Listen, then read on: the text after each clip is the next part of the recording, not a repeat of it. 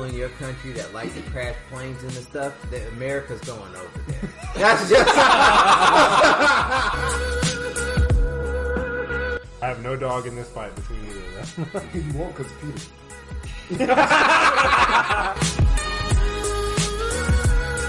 He was just trying to get a cam girl to teach people trades. So he thought, let's harness this power for good. So I'm sure what all of our viewers are wondering is, are these on Pornhub? I do not know. I will check.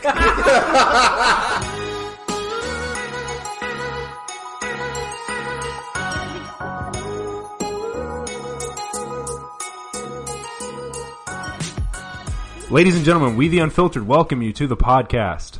Welcome back, peoples. It feels like forever. Yeah, it's been forever. It has been forever. I know. We're back to share the drugs. More drugs. Where's the drugs? You keep talking about drugs in every episode. Every time you come up here with no drugs. I feel like we're going to always get demonetized because of you. I'm pretty sure that's not the reason It's the we're getting Unfiltered demonetized. Podcast. It's all Tyme's fault. I'm pretty sure we've all had comments that are going to get us demonetized. See, no, our videos are long, so they don't bother listening that far. They hear Tyme say drugs and instantly demonetize. You're the reason no one's watching. What kind of podcast is this? It's the fun type. You're the reason no one's watching, Tyme. You know how unpopular drugs are with the kids. Mm-hmm. They're all just like, oh, this is too much for my fragile ears. Yes, you know the Dare. They play Call of Duty and GTA. I still really How want many a of those Dare programs? shirt. You want a Dare shirt? I really want a Dare shirt. Walk I around just with that and wanna some go around alcohol. Drinking. Hey, I dare you to drink more beer. Cool. Yeah, every once in a while I think about quitting my job and becoming the town wino. And I definitely want a Dare shirt for that. Just walk around. That's Get wild. somebody spare some change. Tom, if you do that, I'm gonna just quit what I do and just become Diogenes. I'm gonna just walk around. Go live with the dogs in a barrel. You better not be around me. You gotta live with the dogs in a barrel on the street, man. Yep. I'm gonna see if Jerk Walking off in around front. jerking it. I forgot to mention, because I forgot to mention, I might have mentioned this since then, but the other thing I forgot to mention was that just like a dog, it was public urination, so he would just pee whenever he wanted to. And if people gave him shit about it, he'd pee on them. That's ignorant. That is Tell so me where to ignorant. piss. Okay. Oh, speaking of ancient Greek stuff, I actually had one more update. Because remember we talked about the Texas butthole tickler? Oh, yeah. Yeah. All right. So I actually seen a picture of that nigga. That nigga looks wild. yeah. Yeah, what he does is I mean, wild. I'd be disappointed if he didn't. He just looked like a regular guy, you know. Just his He had some average serious Joe. problems with humanity, but if he looks like a crazy person, maybe it's just an outlier, you know. That man needs to go to jail forever. So, one of the Roman emperors, Nero, had an assassin, and I don't know how to spell it, but it's pronounced tickle anus. So we have found the butthole tickler's ancient Roman ancestor. Is this some type of like just martial arts style? Remember when we were talking about raising That's Bobby Hill? horrible. That's horrible. Remember Bobby Hill? We were going to teach Bobby. He was going into MMA, and we were going to teach him on the fighting style called the rectum tickle. And he was going around getting guys on the ground on the mat and sticking his finger in their butt. That's horrible. That's awful. This is call him the prostate examiner. This is wrestling name. Excuse me, sir. This fight has just become to the death. You know how like distracted distraught you be just You're just wrestling him and he gets shit, and then just all of a sudden, help! That fight switches from for the belt to for survival. After you win, I don't even want the belt anymore. I just want some therapy. I don't want to I don't remember want this. the belt. I don't want to remember this. I need to go And- speak with his mom. she raised him wrong. We need to. I wouldn't even His I fighting go after style. his coaches. Y'all niggas taught him this? Y'all some foul people. Tickle Kimpo. Y'all call it Crouching Tiger, Hidden Butthole. People watch too much Naruto. 1,000 years of death. I blame that. I blame like people putting their fingers in people's ass. I think that's a real thing. I'm gonna look it up. Nah, that was actually. I've seen people isn't like it a. Yeah, it's an actual thing. Yeah, it's an actual thing. Like, not actually sticking your finger in somebody. Or poking them in that area. Yeah. It's not. You not. No, I'm not talking about pegging. That's bad. Wow, Jojo. I mean, you're close. Wow, man. Man, can we get on with this? We're moving on. man. Yeah, that was supposed to be a small side thing. Can we just delete the whole thing? Yeah, all right, show's over, everyone. We quit. Thank you, ladies and gentlemen. We've been real. Unfiltered. Welcome you to our podcast. Now we'll start this over. Re-roll the intro. Drugs and such, you know. I still don't have it. Yeah, all that shit, whatever. All right, so our next. That's first thing. Our first thing for so this shit happened is that Soulja Boy is going to jail. For going to jail, 240 days. So he got arrested back in I think February or something it was, and he was in there for 40 days, and then he got out and like immediately he literally walked out of the courthouse, got in the car, got on Instagram, and started bragging about how he was out of jail, and then. Lo and behold, arrested again. A month later, they arrested him again and sent him to jail for 240 days. So, yeah, he's we ain't gonna hear from him for a while. I secretly feel like this is because of that Soulja console that he made. And don't forget the Soulja watch. Don't forget the Soulja watch that people have not received still. And going through, saying he all made of his, that is being generous. Yeah, he did not make that. All of the stuff that he's going through, all of the copyright stuff that those consoles are going through as well. Nintendo already sued him, I think. Yeah. They sent him a cease and desist. But it was hilarious because in that Instagram video, he was talking about his real partners got him. His real homie came and picked him up from bail and stuff like that. And then as soon as they put him in jail for the 240 days, his friends robbed him. Really? What'd they do? They showed up on Instagram with a bunch of money and jewelry that they got from his house. Oh my god. Really? And they were just on Instagram. Oh, that's it was even like, more perfect. They were admitting to the crimes that they were doing also. So, so it's going to be like that Delicious thing we talked about. It's the cops come on Instagram, the cops walking. I think like one of them did actually get arrested. I mean, he admitted to a crime. I fucking hope so. One of them actually got arrested. They stole a bunch of money and jewelry and just started, counting it on Instagram. Oh my god! And they actually got into Soulja Boy's Instagram account, so they were broadcasting from his Instagram. Wait, don't cap. They were broadcasting from his Instagram as well. Stop filming crimes. Yeah, just look, do it. Don't do that. Why would you brag? Why would you brag about that anyways? I don't get the motivation for that. I was wondering though, because in that video he's like, my homie this and whatever that, and that guy was just sitting in the corner on his phone like he didn't give a shit. So I was kind of wondering. I was like, this guy doesn't really. He's not in there like, yeah, man, I got you out. He was just like, yeah, that's right, woo. Can't wait till this nigga go back so we can rob him. Yeah. He's like, man, I was just on the way to rob his house when I got the phone call. Damn. All right, guys, we gotta postpone this. Yeah. Call it off for a month. They probably snitched on him. Yeah.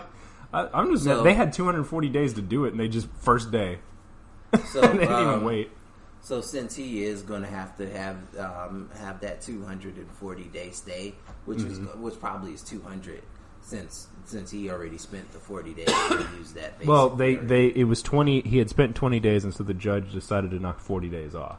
But I could be wrong. I think he's getting 240 days after the 40 days are knocked off. So he's basically getting 2-for-1s. Where he is. Yeah, he was getting 2-for-1s. Yeah, but I could be wrong. It could be the 200 total, but it's a long time regardless. So he's definitely not going to be have the biggest comeback of 2019. He's going to have to wait till 2020. Yeah. Oh yeah, because he won't be out till 2020. That's 8 months. Yeah. I'm sitting here thinking 200 something days, and I'm like, oh, he'll be out in a couple months. And I was like, wait a second. Yeah. That's why I was saying that was a long time. Well, if he's getting 2-for-1s or 4-for-1, he'll probably get 4-for-1s. So he'll probably realistically be out within the next 3 or 4 months. I've seen people I don't know like that jail lingo. Listen. So if they're in jail, just go to jail one good time. I'm not going to jail. If you go to jail and you're considered like a violent criminal offender, they will they'll a lot of times offer you like 2-for-1s, and those are really what it is. Every day counts for 2 as opposed for 1. Right. Now, if in some rare occasions they will do 4-for-1s. Probably if you're like a first offender, I assume. That, and if like you do like specialty services, so like when you see the guys, got money. That's all being explained by the villain of the movie. Well, that's probably why they took the money from him, so that he couldn't get the 4-for-1s. That's why they robbed him.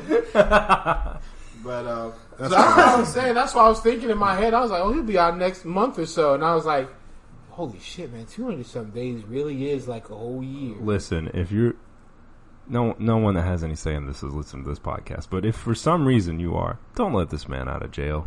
Just keep him there. All right. Put Jesse he's just in gonna do that. And Hillary. Also, but I'm not trading Soulja Boy. Actually, I'd trade Soulja Boy for Jesse. But 100%. And Hillary. Look, Hillary just needs to go to jail regardless. I shouldn't have to trade anything for that. But don't let this man out of jail. He's just gonna go back for a copyright charge, anyways. What the fuck is that? That was a bug, Jojo. I don't know if you know that. I don't know if you know it's spring.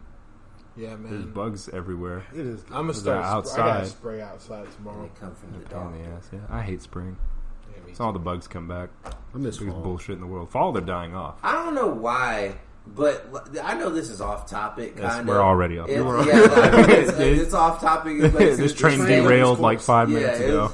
Why do wash just stay around your car for no reason? I don't know. Oh, you mean when like you open the door? No, like they'll float around the car all the time.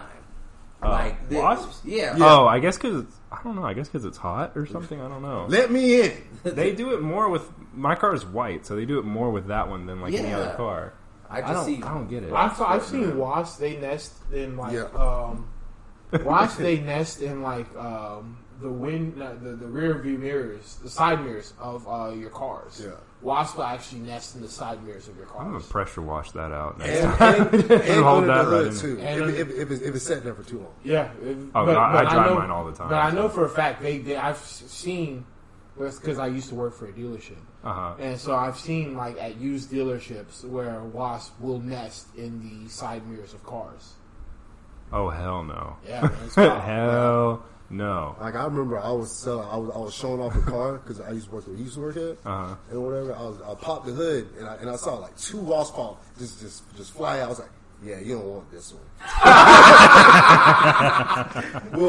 we'll find you the same car, same color, everything, minus the wasp. Unless you want to pay extra for it. Yeah, that's it. So it doesn't come standard with the package. You see the wasp fly out. You see the big ass wasp nest when you open up the hood. You like, do y'all like nature? Sell it to PETA. That's what we need to do.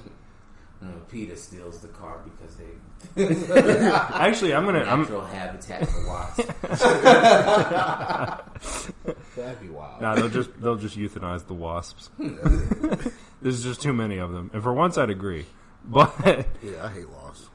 Soulja Boy, next topic. I think I mentioned this. Also, yeah. I think I mentioned this with. I'm going to buy that car for my for the lady that delivers my mail, because there was a while where she just refused to pick up my mail, and so one day I was on the way to work and I checked the mailbox to put some mail in there, and a wasp flew in, and so I just shut the mailbox with the wasp in there. But and she doesn't take I would your like mail to anyway, so it I would doesn't like matter. Well, so she has to, but she has to deliver it. What it was is that she would open the box and shove the incoming mail on top of the mail I had in the box. Like she saw it, open the mailbox, and put new mail in on. Like this is what I came home to see. The best thing is because Clay just has the outrage of his mail not being taken. It is just such. I don't care if it's delivered. Problem. I don't care if it's delivered. It's not I paid for it. There's usually like $5 to $10 worth of stamps in there at any given time. Yeah. And they just don't. So, but I have to tell you, ever since I did that, like literally the next day, she started taking my mail. So, I'm not making this up for the podcast. My mail, I'll put a wasp. Yeah, in there. I'm not making this up for the podcast. I swear to God. Next all right, next topic. I'm next chain topic. a pit bull to the mailbox. You're not gonna get any mail. Name featured. It's gotta be hidden. It's gotta be hidden time. They're gonna see that. Yeah, just, Chain a pit bull to the. You gonna give me my mail now? I'd be looking at who it's addressed to. Like, this is clearly a mistake. Obviously, DMX lives here. This ain't gonna work. Michael Vick. All right. Oh my! That man. How long ago was that? Years, man. I'm looking that up really quickly. We'll go to the next thing. Like 2004 I'll just dog thing. or 7. I think it was. I'm pretty sure it was earlier than that. I thought it was. No one knows. I am. It's 4 or 7. 2001 to 2007. So it must have been like 2007, I guess. Yeah, I Yeah, think it State was Investigation 2007, 2007. Yeah. Yeah, Good I was call. thinking. I was like, And I was trying to remember what grade I was in when it happened. Yeah. And there's the history portion. I was playing Madden that time, so I used to. That nigga got caught in 2007 and his jersey number was 7. That's hilarious. I think it's what we call a coincidence, Jojo. Next. All right, next topic. God damn it. We need a button. We could. I mean, well, we need to get the chalkboards out too. I do. I Keep forgetting about those. We'll do it next time. Probably. Maybe. Probably not. All right. So the Winnie the Pooh voice actor has Oh been my accused God. of a lot of awful shit, and who wants to take us through that one? JoJo's a big fan of this man and his work. I don't want to hear it. Got a photo with him. Yeah. No, actually, best it's, friend. It's not him. It was a different. It was Oh, I different because he misunderstood plays what you were saying. Darkwing Duck. No, we all thought it was him. Oh, Yeah, you thought it was him. Yeah, Gotcha. I had to Jojo look had it a up. deep dive. He didn't want to be known as the guy that took a picture. Take that shit on social media That right explains now. why he's grabbing my ass. You want a picture? Whoop whoop. That's why he wouldn't let me have that blanket. He had a Darkwing Duck blanket that Yeah, I was really like wanted it. not even produced, like not even reproduced. Oh, it's he had like a custom whole, thing? Yeah, whole thing, and it was like we're like, can we have that? Was Can I it like have his that? wife gave it to him as a gift? No, it was like his wife uses it for other stuff as well. Ah. And so he was like, I would. I said, normally I would. We actually had a couple of them, but the other ones we gave away. If this wasn't the last one. Should just spit on it. You still want it? All right. All right, so what else is he accused of? allegedly, Yeah, but that's why I said accused. So. allegedly, Yeah. All right. child What abuse, accused me? Child abuse. All right. sexual assault, rape, technically. Okay. There's two different things, but They're sexual assault they're and separate rape. things. So, are you? Was he actually accused of rape, or was he accused of sexual his assault? ex-wife is coming out and saying that he used to do this to her, and also around the little girl. Like it was one incident where he took his dick out and grabbed her hand and made her masturbate, or just jack him off, while the little 10-year-old girl was right in the bed with them. Wow. And then he'll be like, Isn't that called The Stranger? No, that's when you sit on your arm and fall asleep. Oh, okay. No. Okay, that's just called rape. He would. It's inappropriate it's called conduct. A sexual assault. That'd be a sexual assault. Yeah. He would. I mean, if he forced her to do that, yeah, that's sexual assault. Like grab her titties and just say this whole phrase. I paid for him. Well, I mean, hey man, look, if he did, that's his property. Now, All right. any Look. parents out there, if you're looking for the incorrect way to give your child the sex talk, just grab titties. And, what wow, was the guy's this guy, name? This guy looks Jim creepy. Cummings. Yeah. Jim Cummings. Oh, Jim yeah, Cummings. That man looks wild. Yeah, man. Look up Jim Cummings, The please. voice of Winnie the Pooh The voice Yeah. of Winnie the Pooh at a time, Darkwing Duck. and Drake. But we're not going to judge voice by his cover. So, all right. And Dr. Robotnik. He looked like he might have gave his wife some pills one of the. It was the 70s. Everybody was doing it. When did she accuse this happened? Or when did she allege that all this happened?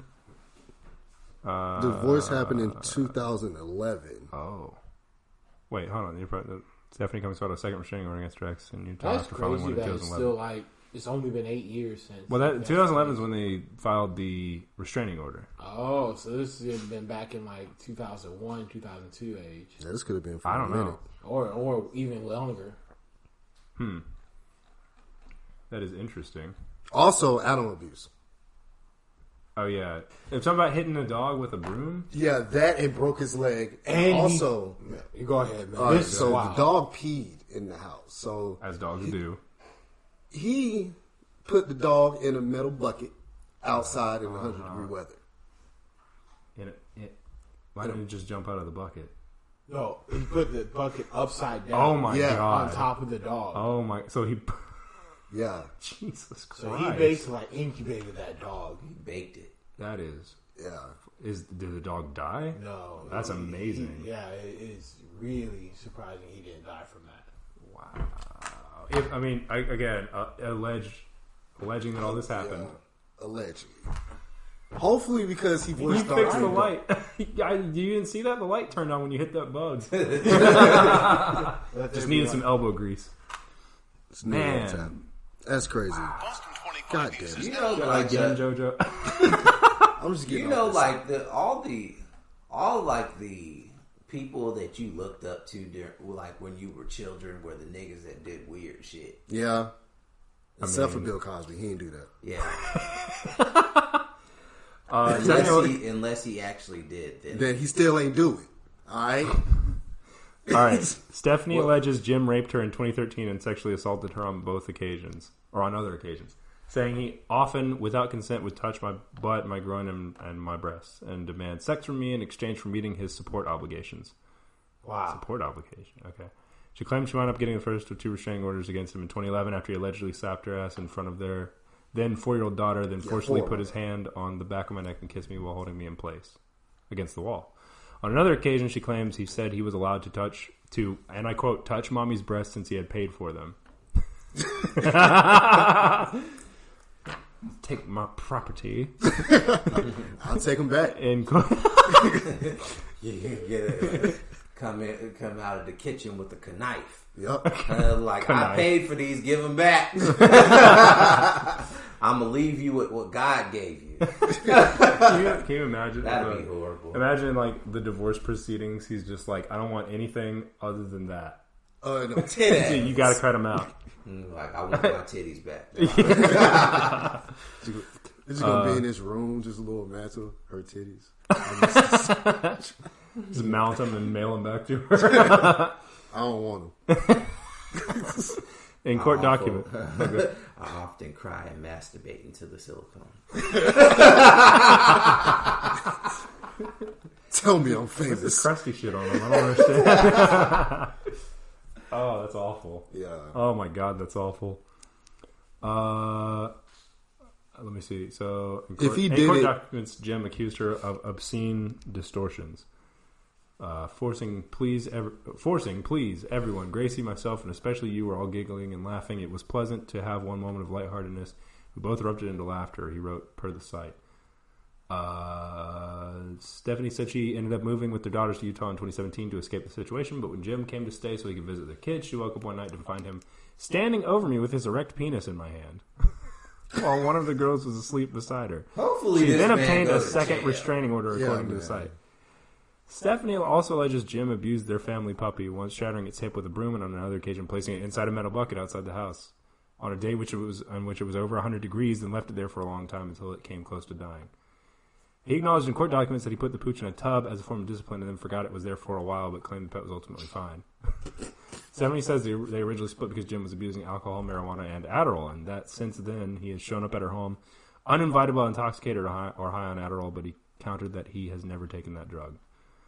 Adderall and alcohol is a very dangerous. He was smoking marijuana. Yeah. That doesn't really I know that the mixture of Adderall and alcohol should kill you. Also, that's what Juicy J would do. I guess I'm saying along the lines of this is that if you're already mentally unstable, taking marijuana makes you more of a danger to society, right? It can. Yeah, that's what I'm saying. I'm not saying like marijuana itself is what makes you dangerous. It's the fact that you're already mentally unstable. Yeah. And so now you have less of a I'm not going to say you don't have like cognitive skills, but your reasoning becomes a little less. I wasn't. No, I get what you're saying along the lines that Adderall and alcohol should 100% that should be what put them down in the dirt. Like 100%. The first time I ever took Adderall, I was drinking. I didn't even notice that. I didn't even know that you weren't supposed to do that. Luckily, I survived. So yeah, it's a thing that can happen. So it's one of those things you should not do. But first time I took Adderall, I was wired the whole day. I never had it. The whole day. I even we were at the mall, and I even rented a little elephant and went riding around on that elephant throughout the mall. It was wild. Can we just take a day where we're out in public on Adderall? Nah. okay. nah. Damn it! I'm prescribed Vyvanse. I mean, it's different though. It doesn't perk you up as high. How about we just stab somebody? It's actually much nicer for someone who actually has ADD. Vyvanse is, oh my gosh, so much better. Next. All right. So yeah, this guy again allegedly all these things. If it's all true, but if they're true, oh my god, yeah, like prison, and also like bad prison, or put under the. He needs to be put under the jail. I'll put him as villain of the month when there's like credible, credible evidence. Yeah. Doesn't have to be. He doesn't have to be found guilty, but if there's credible evidence, I'll put him as villain of the month. More than just allegations. Yeah. Well, you said we will be starting villain of the month very soon. Yeah. But the thing is, and one thing I'll say this is that a reason we say that 9 times out of 10, even when you're filing for restraining orders can be applied even when there's little to no evidence. Exactly. So that's why we're saying that there has to be more evidence that comes forward, because a restraining order being filed does not definitely mean that person did something. Exactly. It's trivially easy to get a restraining order even though there's no actual justification for it. Correct. And 9 times out of 10, when it comes to restraining orders, the court doesn't even question what the woman says. Right. Not saying she's lying. I'm not by no means, but I'm just saying the fact that that's just how it is. Yeah. Yeah. All right.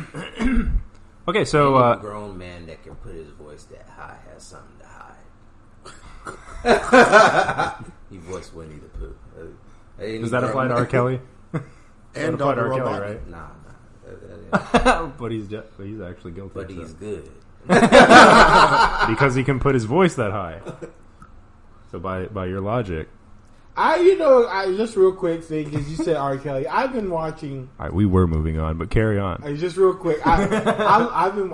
You guys know, if the streamers, the people don't know, I like to play fighting games. So I like to watch the House of Champions, House of Chaos. Yeah.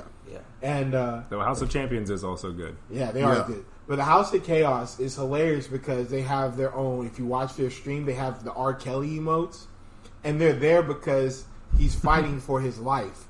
And so, whenever they're and my kids, whenever someone's in a predicament, and they're like, "Oh no, he's fighting for his life, guys! We need the R. Kelly emotes because this man is fighting for his life." But just a quick side note: if you watch the House of Chaos, that's hilarious. Yeah. But moving on. All right, so moving also on. Sponsor us. Moving on. So Magic Johnson has apparently quit his job. Now hold on. What was his job other than being the dude that didn't die from AIDS? So Magic Johnson, he was Magic Johnson. He was high ranking in the Lakers organization. Uh-huh. So he's like a high chairman of the Lakers organization. So he has a really high position in there. I think he's like the president or something of the Lakers. Mm-hmm. So there were some people who worked in that organization who also had corporate jobs there who were talking shit about him. Oh, okay. And they were talking shit back and forth to each other about him. Okay. But one of them accidentally CC'd him in the emails that they were talking shit about him in. Oh my god. I was wondering how this was going to tie into so this shit happened. They fucking copied him on the email. Great job. That's why you always need to do your proofreading, kids. Hashtag boomer things. So, shit boomers do. It's not. I don't know exactly what was said. I don't think it was made public what was said about the about what was going on in the emails. Well, we know there were no N-words dropped because that would have been made public 100%. immediately. I'm expecting age jokes. I think it would probably be age jokes or something like that. But he survived that shit though. I mean, yeah, that's kind of defeats the purpose of the joke. You're like, well, I almost wasn't, so it's like, oh man. Also, with medical, like with medicine, like advancing as far as like AIDS has become 100% a survivable disease. Yeah. South Park made a joke about that. Yeah, that's me going around just fucking. But wrap that shit up. South Park made a funny ass episode about that where Cartman tried to hold a fundraiser for it and no one showed up. Yeah, like, no one cares about AIDS anymore, man. But basically he seen that and just basically said, you know what, I don't really need this job, even though that job probably pays a whole lot. Probably. And like, because but he's had it for how many years? Yeah, he's been there for how many? That man's been making money, Magic Johnson theaters, all that other stuff. He's like, got enough. He just got up. He was like, you know what? Fuck it, I'm not working no more. And left. I don't need to take this type of humiliation. I'm pretty sure they needed him a lot more than he needed them. Oh, undoubtedly. But I just thought that was kind of funny. They copied that nigga. Oops. Oops.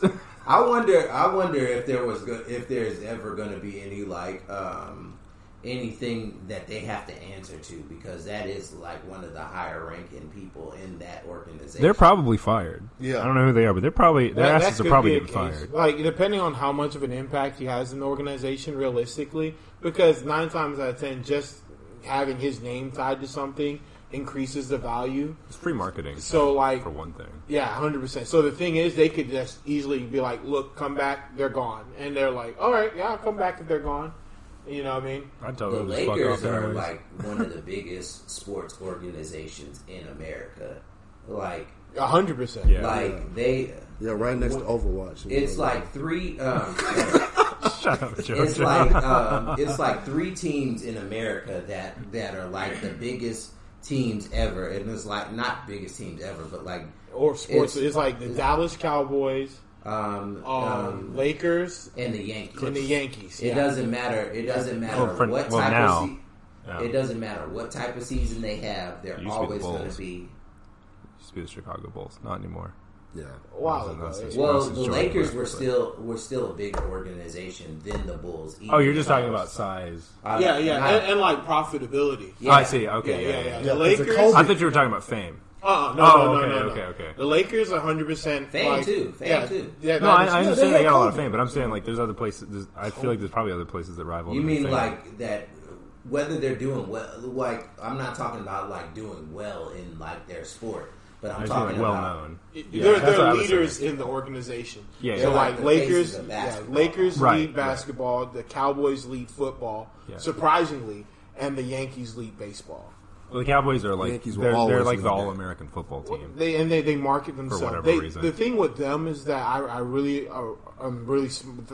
approve of, and I really look up to, is that they marketed themselves really well, really early. Yeah, and so like they just took that and they ran with it, because realistically, they also had the talent really early too. True, like, very true, yeah. very true, really early, very true. Yeah, they had that winning combination of both. Though. Yeah, and like you said, also being in Texas, being the All-American like football, that was the all-around American football team. Yeah, and it's like I haven't heard of it. Like this has happened. Like if we're recording this kind of late, so this has happened like maybe a little bit ago.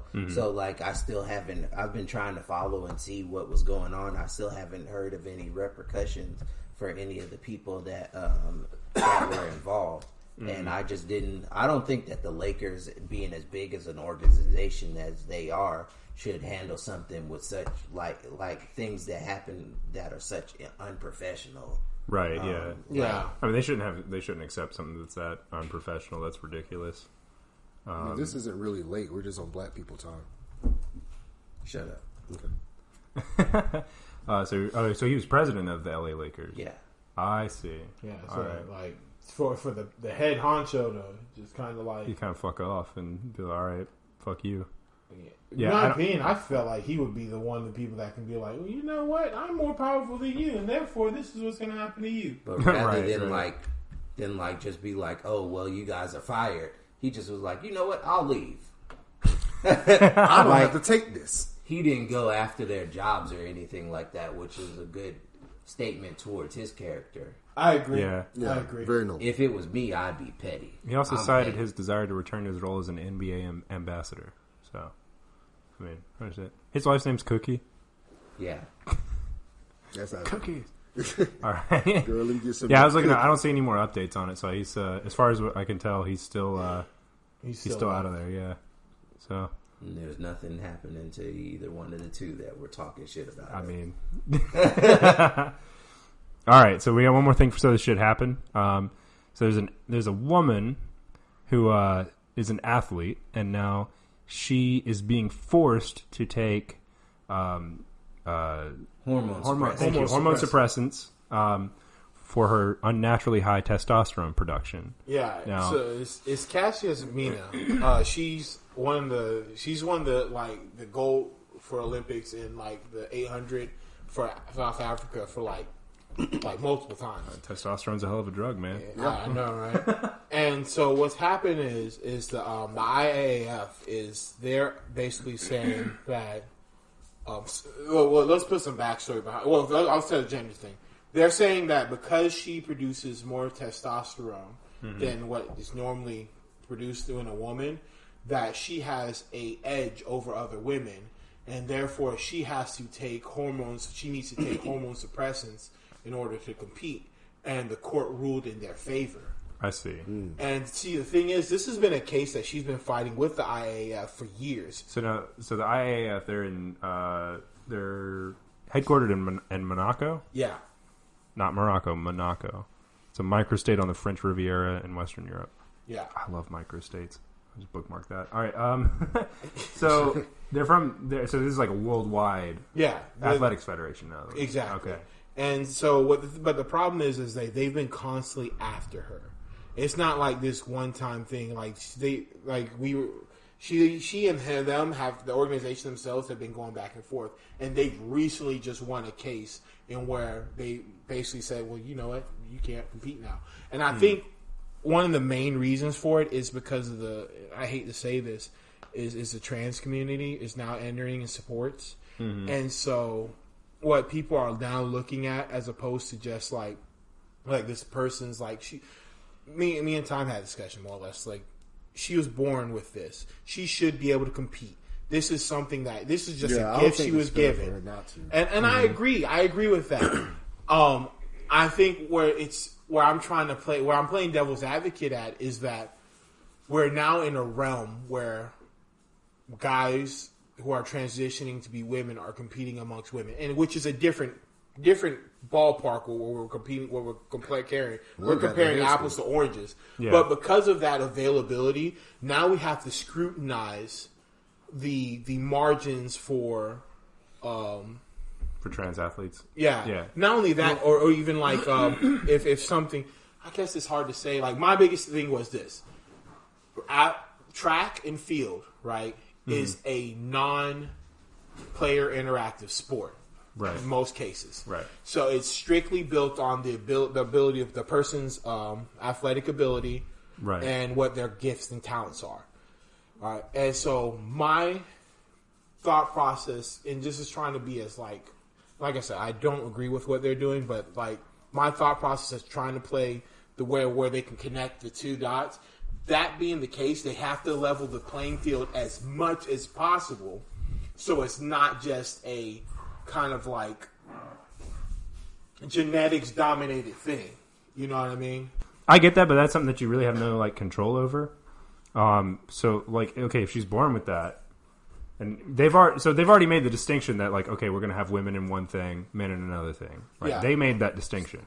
So now they're trying to make a second rule, just because of her. Yeah. And there's no actual, as far as you're describing it at least, there's no actual like numbers put on that. Like, oh, if your testosterone is above this level, well, all right, you can't compete in this anymore. Well, they do that for the trans women.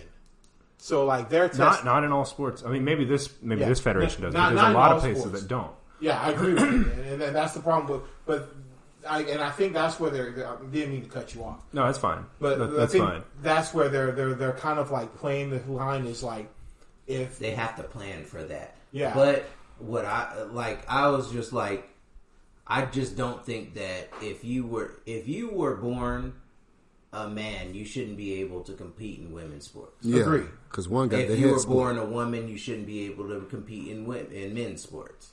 That's just how it, like, even though you have made the transition, and I'll respect you, I'll call you what you prefer to be, just like you have an inherent advantage because you were born right, whatever you were. And also, like, us calling you what you prefer to be doesn't, like, it's to show respect towards you, right? But it doesn't mean that we have to believe what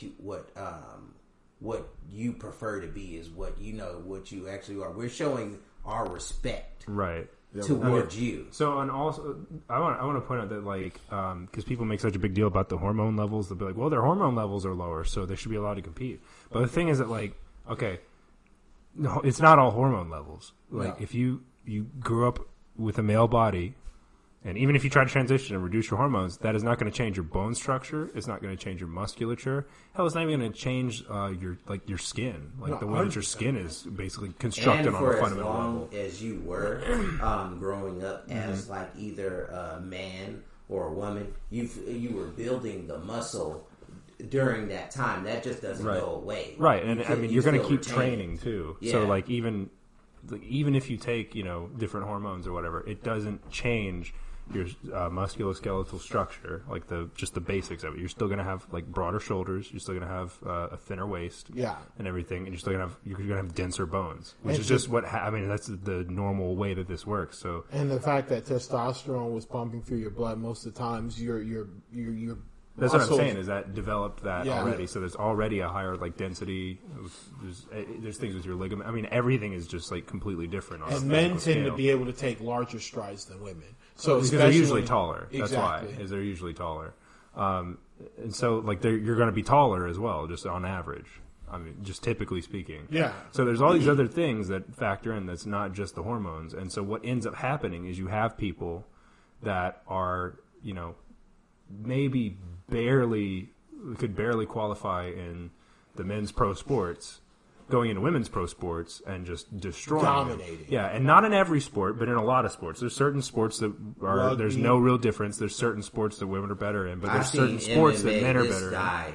Destroy. I mean, this lady, she destroyed her. I was trying. She was a transgender woman, and she destroyed this lady. She broke her skull. Yes, and that's I know. I don't know how many times it's going to take for people to realize that, hey, I don't care what you change. You can't change your chromosomes. You can't change your muscle structure. I mean, well, you're going in there as a male. But I mean, really though, like, that's the thing, and it is dangerous too, because now especially if you have one fight someone. I mean, good God, that's just a retarded idea. Have someone in the MMA, the transgender woman that's playing football in Australia. Yeah, no, man. Rugby. No, football. In Australia. Yeah. Yes. You'll notice all the ones that you hear about on the news are always the male to female transitions. It's never. I haven't heard of a single one yet. I mean, I'm sure there are where someone transitions the other way and maybe dominates. I'm sure there's probably one somewhere, but it seems to overwhelmingly be. I was trying to be mature in this whole conversation. Yeah, you are. I was trying to be polite. I didn't actually believe that shit. I was just trying to give someone, an olive branch. This man is just being a damn jackass. But I mean, let's be real. Sewing? It's unless it's like that's the guys. It's professional sandwich making. That's it. Subway. But I mean, they are not professional sandwich makers. If I want a sandwich made with the least amount of effort, I go to Subway. There you go. The least possible amount of effort. I miss Quiznos. I do too. Bring back Quiznos. But Quiznos, please sponsor us. But that's one thing. Like, we'll pay you. I know you need the money. Got you $1. Yeah, I know you need the money. Come sponsor us. But I think that's one of the things that I think is really like fucking crazy. That, you know, we all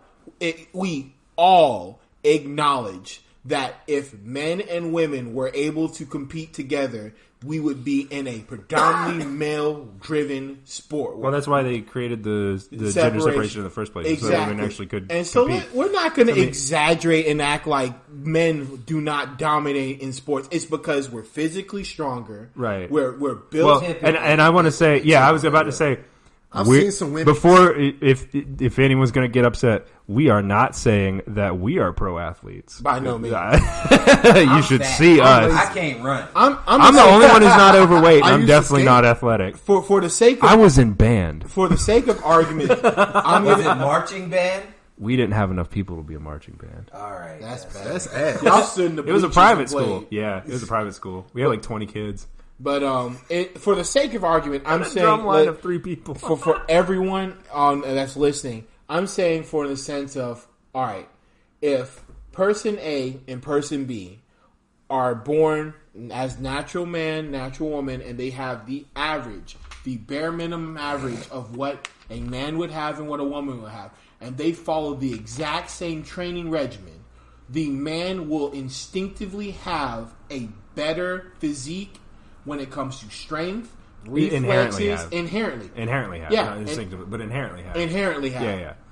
And that's, I mean, there are brain differences too, but we don't have to get into that. even just reflexes. Like we have, I think it was like a split second faster reflex time than women do, and it matters in some cases. But like that's the thing about it. So I'm saying if we are comparing the man and woman following the same average levels. At the average level. Well, I mean, that's like I said. That's why they did it. So I heard because I mean, a lot of the people on like the far left or the people that are towing the line, like I don't know if you know that Adam Ruins Everything guy was on Joe Rogan. I was actually listening to him discussing that. I heard that. Yeah, Adam ruined himself on that like horribly. He kept not wanting to answer the question, and he kept stuttering too. Yeah. Like he was stuttering and Joe asked him a simple question at one point about transgender athletes. And a lot of and one about kids as well. But I remember Joe Rogan asked him a simple question. He was like, I can't really could you rephrase the question? From my like, could you clarify on the question? He's like, it's a simple question. It's just what was the question? I forget now. It's something about why would you pump a kid full of why do you need to pump a kid full of hormones or something like that? Yeah, it was along the lines of that. If the boy or girl wants to be raised as a boy or girl, you can treat them as that. Yeah, it's like cool. That's fine. Giving them hormones and changing them, he was saying, why do you have to chemically? Yeah. Why are we chemically changing kids? Well, because one of their things too is like you don't have to do the transition to be the gender that you want to express as. So he was like, so why do they need to take the things if they don't need to take them to be the gender? Like, what's wrong with them just dressing up or doing whatever? Yeah, because he was saying just like I think brain melted out of his ears. Most trans boys or boys that are transitioning to girls, most of them either don't transition or they just come out gay. They either that's literally what he actually tried to cite statistics that were flawed because they had an extremely small sample size and they also only surveyed people who were post-op. Exactly. So if you only ask people post-op, have you always felt like this since you were a kid? And most of them say yes. Like, okay, but you didn't invested the money. Yeah, you didn't ask anyone who changed their mind. Yeah, you only asked people who have already, gone through everything. I think the thing about changing kids whenever they're younger is a thing that we can touch on later. But right now, the athlete thing is the most. No, I know. This was just relevant because we were discussing. Because it was something with Joe Rogan talking about because they were talking about athletics. Yeah, but that was because I haven't done any research on that type of stuff, and I don't really want to speak on that. I just know that it's wrong for somebody big as like. It's okay in fighting games. I've seen some big as hell people like in. That transition and that are trying to play women's sports and they like It's ma'am. Yeah, they dominated. Yeah. Like in weightlifting. Yeah, weightlifting, powerlifting. Like, that was stupid. I was like, lift weights with the guys. I bet you won't get they won't. anywhere. That man near just those sucks at life. That's what it He is. was just like, oh, this is. I'm not saying that that's the reason why they went. They went towards the women's lifting, or wanted to transition. But I'm saying that that person is robbing other women of the endorsements and everything like that. Well, that was the thing that I read which too. Is a different thing than that one lady being naturally gifted with her own. Exactly, it's completely different levels higher. Because that's something that's really rare. Whereas the transitioning she could have been thing, the best. The transitioning thing is something. I'm not saying it's a choice to be transgender, but I'm saying it's a choice to go through the transition process and then compete. Yeah, so those are choices where she was born with a higher testosterone. She didn't get to choose that, and you cannot. And also, the transgender people are choosing to take hormones, whereas you can't intimidate her into having to take hormone suppressants. And they told her she can't compete unless she takes them, which is ridiculous. That's absurd. I do think it's unreal. That's absolutely absurd. What you were born to do. You're not you were born to be a runner. Right. You can't do what you were born to do because it's unfair to everybody else. Right. But they're also most greats are. It's unfair for anybody. I mean, that's exactly the point. Like Usain Bolt, it's unfair for him to run too because he's just genetically better than everybody. Yeah, the other runners might as well just have carbs. Yeah. If you I don't know if I take my car give Usain Bolt. They gotta give him a pogo stick. If you give Usain Bolt a pogo stick. I watched a documentary on Usain Bolt, and like on average, he takes fewer steps than every athlete, any track and field athlete. Right. And so that's just what he is, one of the fastest athletes because he takes the biggest strides. Yeah. And, when I ran cross country for like 2 years, and that was one of the things we had to work on routinely was making sure we actually took big strides because there's no point in running like faster if you aren't going to also take a bigger stride. Yeah. That's the thing that's going to get you the most extra speed out of it. More distance than speed. Yeah. Well, but you're doing that. You're doing both at the same time when you cover more distance. If you take a bigger stride at a slightly slower pace, I mean, you'll outpace the faster stride at a shorter pace. Yeah. So people that are like really, really fast at track are usually pretty tall, but not always. But anyways, oh crap! Now I'm forgetting my train of thought. I heard. So there was a really good. First, so the Athletics Association is not her doctor, so they have no right to be telling her what medication she has to take. Agreed. That's fucked up. The other thing, malpractice. Just doing for medical malpractice. Same thing with the anti-vaxxers. You know what? We can send them to our island. How about that? They want to practice medicine so bad. Quick side note: anti-vaxxers, don't lose your train of thought. Germany had a state of emergency, and Germany is now. Lovely. Germany is. That is what I'd be worried about when you say Germany in state of emergency at the same time. They are now finding. They're putting a minimum of like a 2,000 euros fine for if your kid's not vaccinated, and your kid's not allowed to be in public if it's not vaccinated. Germany, send doing the right thing. Send them to our island. If you're in Germany and you're mad about it, just send them to our island. Anthrax Island. We gotta come up with like a commercial jingle. Hey, I also got us a videographer. I know me and you talked about it. Yeah. So we might actually can actually do videos too. Good. We need to actually have that. Yeah. And hats. Wait. And hats. All right. So quick side note. Yeah. And a rocket. We have Jojo. Shut up. Wait. We got a rocket? Boy. Hell yeah. We got a rocket. To the moon. Just what I always want. Next podcast is going to be on the moon, everyone. Hey, bitch, I'm pulling up. I got my own condo. Just pull it out, it's got your face on it, give it a thumb up. Say my name. All right, that's our goal. We get rich enough to do a podcast in space. Hell yeah. There we go, Elon Musk, fucking SpaceX. Space Cat. Yeah, you will. Yep. Space Cat. First podcast, cast from space. Mm-hmm. They'd have to put us in the history books. Yeah. They have no choice. Forever. But so, all right, the podcast update. We got our shirts in. I will post a picture of them at this point in the podcast. And don't we still got Marvel stuff? And you can see our We Know a Lie When We Smell It t-shirt design. Will we be able to order those for people that want them? Because I've had people already asking me about it. I can get orders done if you do want shirt orders. Well, I think we could probably set up a store on like Teespring or something like that. We could.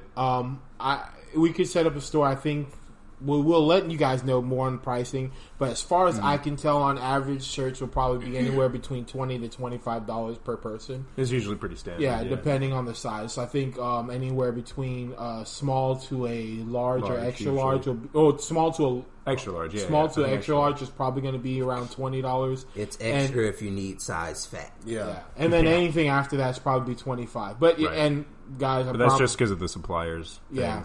But we'll try to keep it as low as possible, just in case y'all want it. Yeah. Definitely. Good news is that the person I'm working with on it, they're now they recently got their whole business license and everything finalized, so they're now able to get things at a lower price. Support small business. So we may be able to get it down lower. Okay, awesome. Well, all right. So, all right, but moving back to the transgender athletes, I heard a solution proposed, and it makes a lot of sense, right?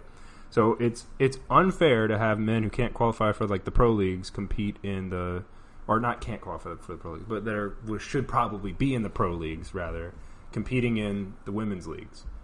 But it's also not really fair to have if there's a woman who's like super fucking good at the sport, not being able to move up into the men's pro leagues. And even if they wouldn't be the best at that, it still isn't right that they're held back from competing against people that are strong. Because who knows, they might even get better and better and better by having better competition. Yeah. So someone was saying like there should just be the two things: a pro league and a minor league, or a major league and a minor league, sort of like what they do with baseball. Yeah. But you could blend the genders into that and be like, okay, you're in the major leagues, right? Now you could start in the minor leagues and be like really, really good in the minor leagues, but name a famous minor league baseball player right now. Exactly. Yeah, exactly. So okay, if you want to get out of that, right, then you can move into the quote unquote major leagues or the pro leagues or whatever you want to call it, right? So you could have two separate leagues. And I mean, it would be unfortunate that like one is less than the other one, but I mean that would at least solve the issue.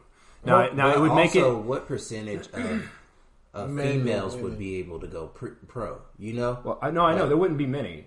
I know there wouldn't be many. That's. But I'm saying like if you're too good and you're in the minor leagues, you're going to get bumped up to the major leagues. Like if your stats reach a certain point, like say with like baseball, like if your RBIs start getting too high, you get put into the major leagues. See, I'm not saying, I didn't mean to imply like you can choose, but I'm thinking I get what you're saying, and I think realistically, like I've been like mulling over a solution, and I think and like hearing yours made me kind of like get a better structure of mine. Is like the highest level of competition, not trying to offend anyone, is men's, right?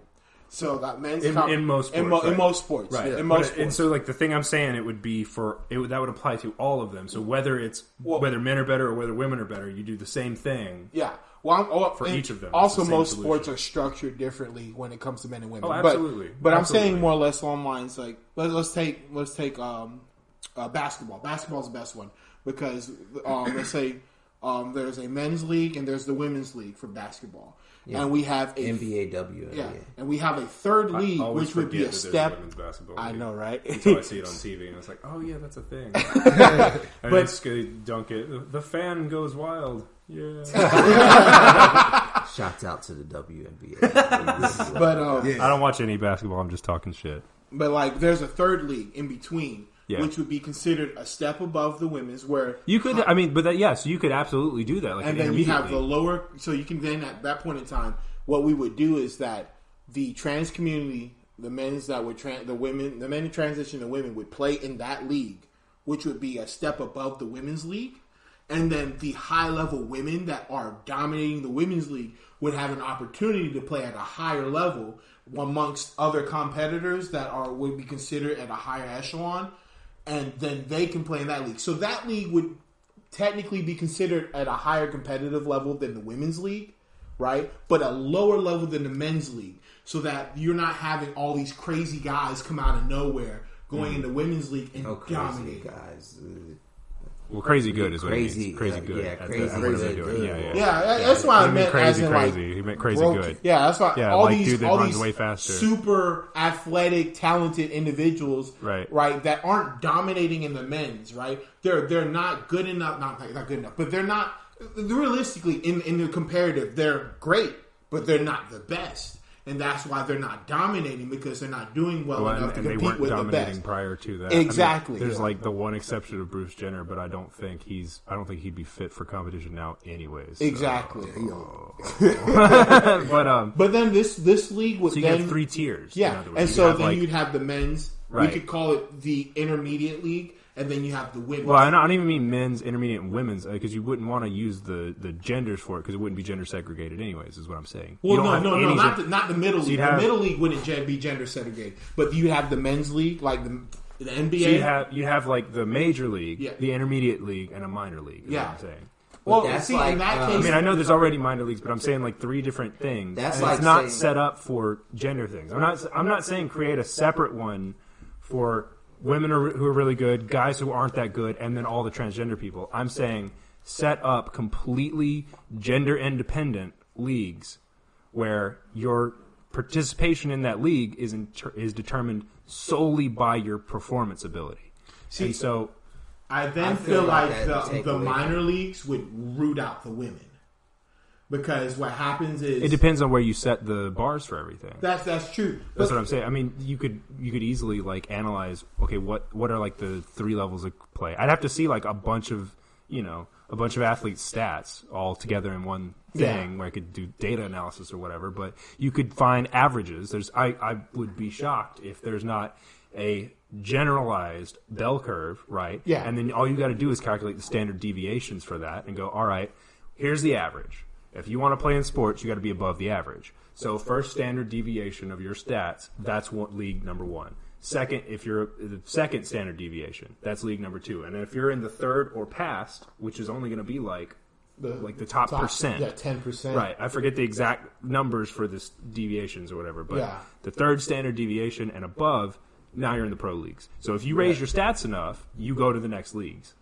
I feel like that boots out a lot of the women that would normally be considered pro athletes, because like then they're competing from college, because it's like Division 1, 2, and 3 ball. Like where in college, they have Division 1, they have Division 2, and they have Division 3. Right, and especially in football. And why would you want to be like, okay, so this is. These are our pro athletes and their women, and we have pro athletes and their men. They're held to 2 different standards. If we squish them together, it weeds out the women that, like, not even saying that most like women wouldn't. I don't think like it'd also be hard. So I see what you're saying is that it would weed them out, but you're talking about the women who are at the lower tiers of the women's leagues. So that's what you're talking about. There's a big difference between like. No, I know in a lot of sports, women are like they're probably about like college level for men's sports. Like WNBA versus NBA. Yeah, no, there's no chance. I understand that. Yeah. I understand that. So that's what I'm saying. If you're in the WNBA, you would qualify for one of the other 2 leagues. See, but then the guys. But if you were good enough, you could, in theory, qualify for the NBA. See, but then that also leaves us. So two problems I see with that will be problem one would be approaching the fact that. So then the people that would be in the people that in the level of the WNBA are on par, or not. I'm not saying on par. College ball. Like college ball is male college ball is almost on par to WNBA. And so what would that lead in the case is that what the fear is that the men going from high school into college would then start to overrun the women who would then have to be post-college ball that would be able to compete in the same league. You know what I'm saying? They all compete in the minor league. You know what I'm saying? Just think about positions. But what I'm saying is I see what you're saying is like I would agree that it would reduce the total number of women athletes. Yeah. I'm fine with that.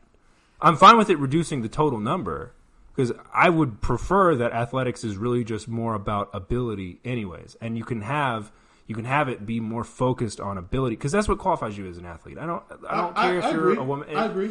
Maybe it's inspiring, maybe it's awesome, but like, you know, if you're like a mid-tier player in the WNBA, I mean, maybe you'll make it in the intermediate league, but maybe you shouldn't be in like a national professional sports league. See, what I'm saying is, if you think about how just think about basketball, because we were talking about basketball. Well, that's fine. We'll use basketball as an example.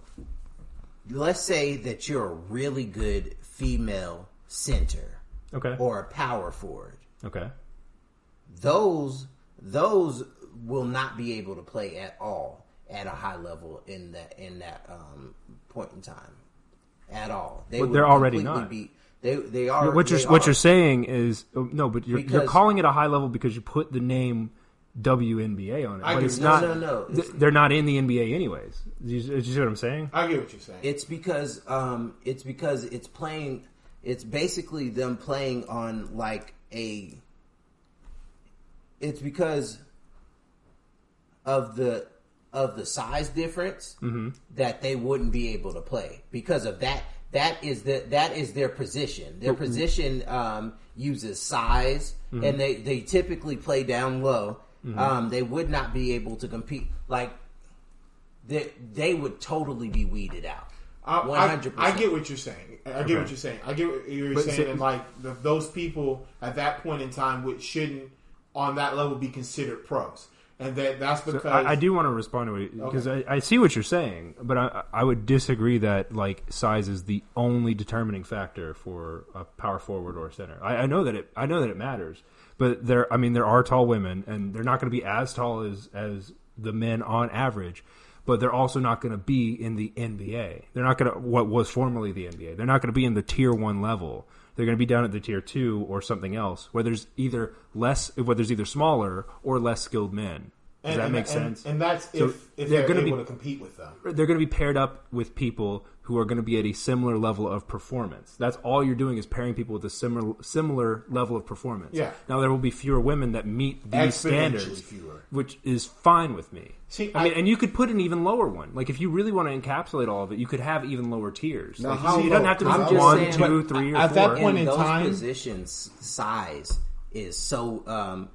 Those two positions, size is such a big determining factor that like even if they are like really skilled, they can have more basketball sense, but they still lose out to just sheer athletic ability that they weren't born with because they're not men. I understand, but I'm saying they're paired up in a league where everyone is like their athletic ability is measured. Think of it like Overwatch: golds play with golds. It's like that basically. I mean, it's sort of like that where you're paired up against people who have have shown similar performances. Now, I mean, they might have people on their way up that are like working up, and eventually they'll start getting destroyed by them or something. But I mean, I'm saying, like, I understand that men are bigger, but like I said, you're going to have smaller men there. You're going to have less skilled men, and you're going to have the better women that are in there.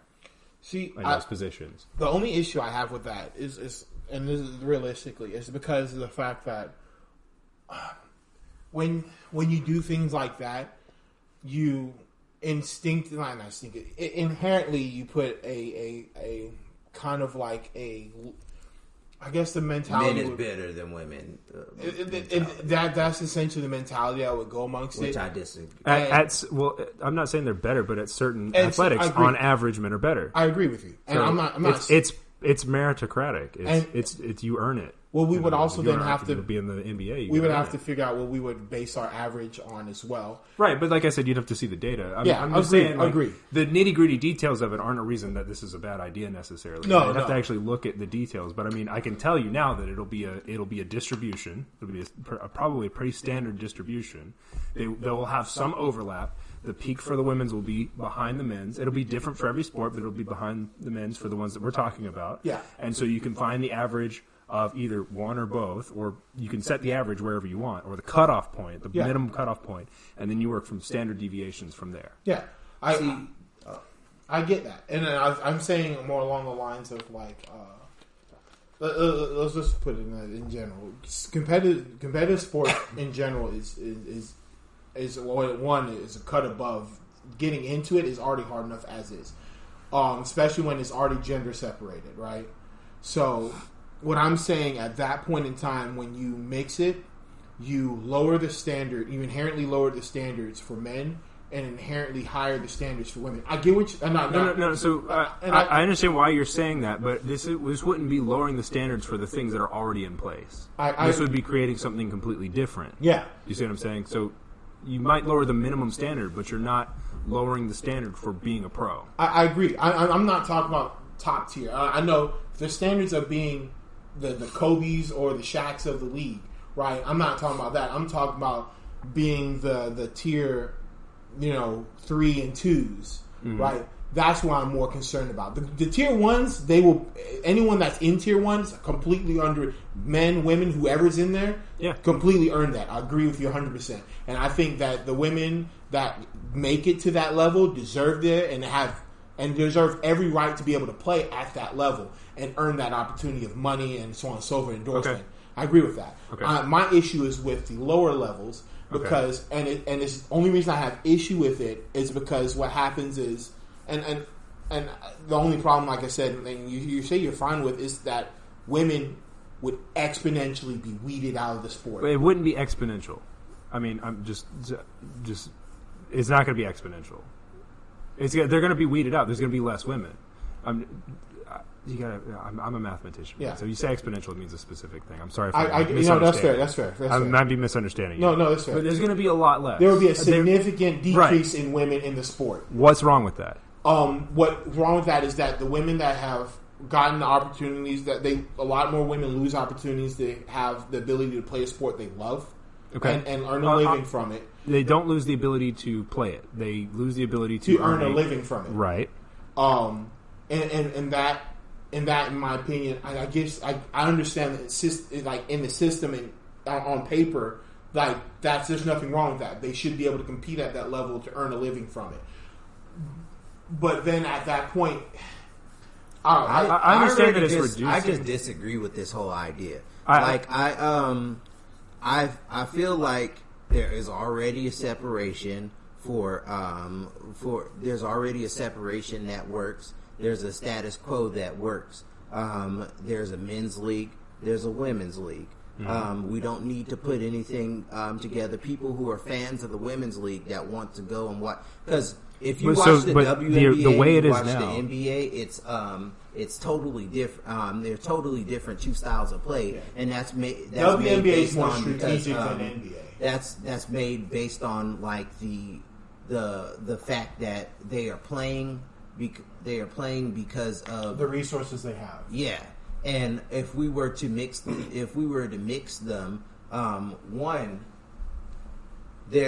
it's already. We would tip the scales instead of balance them.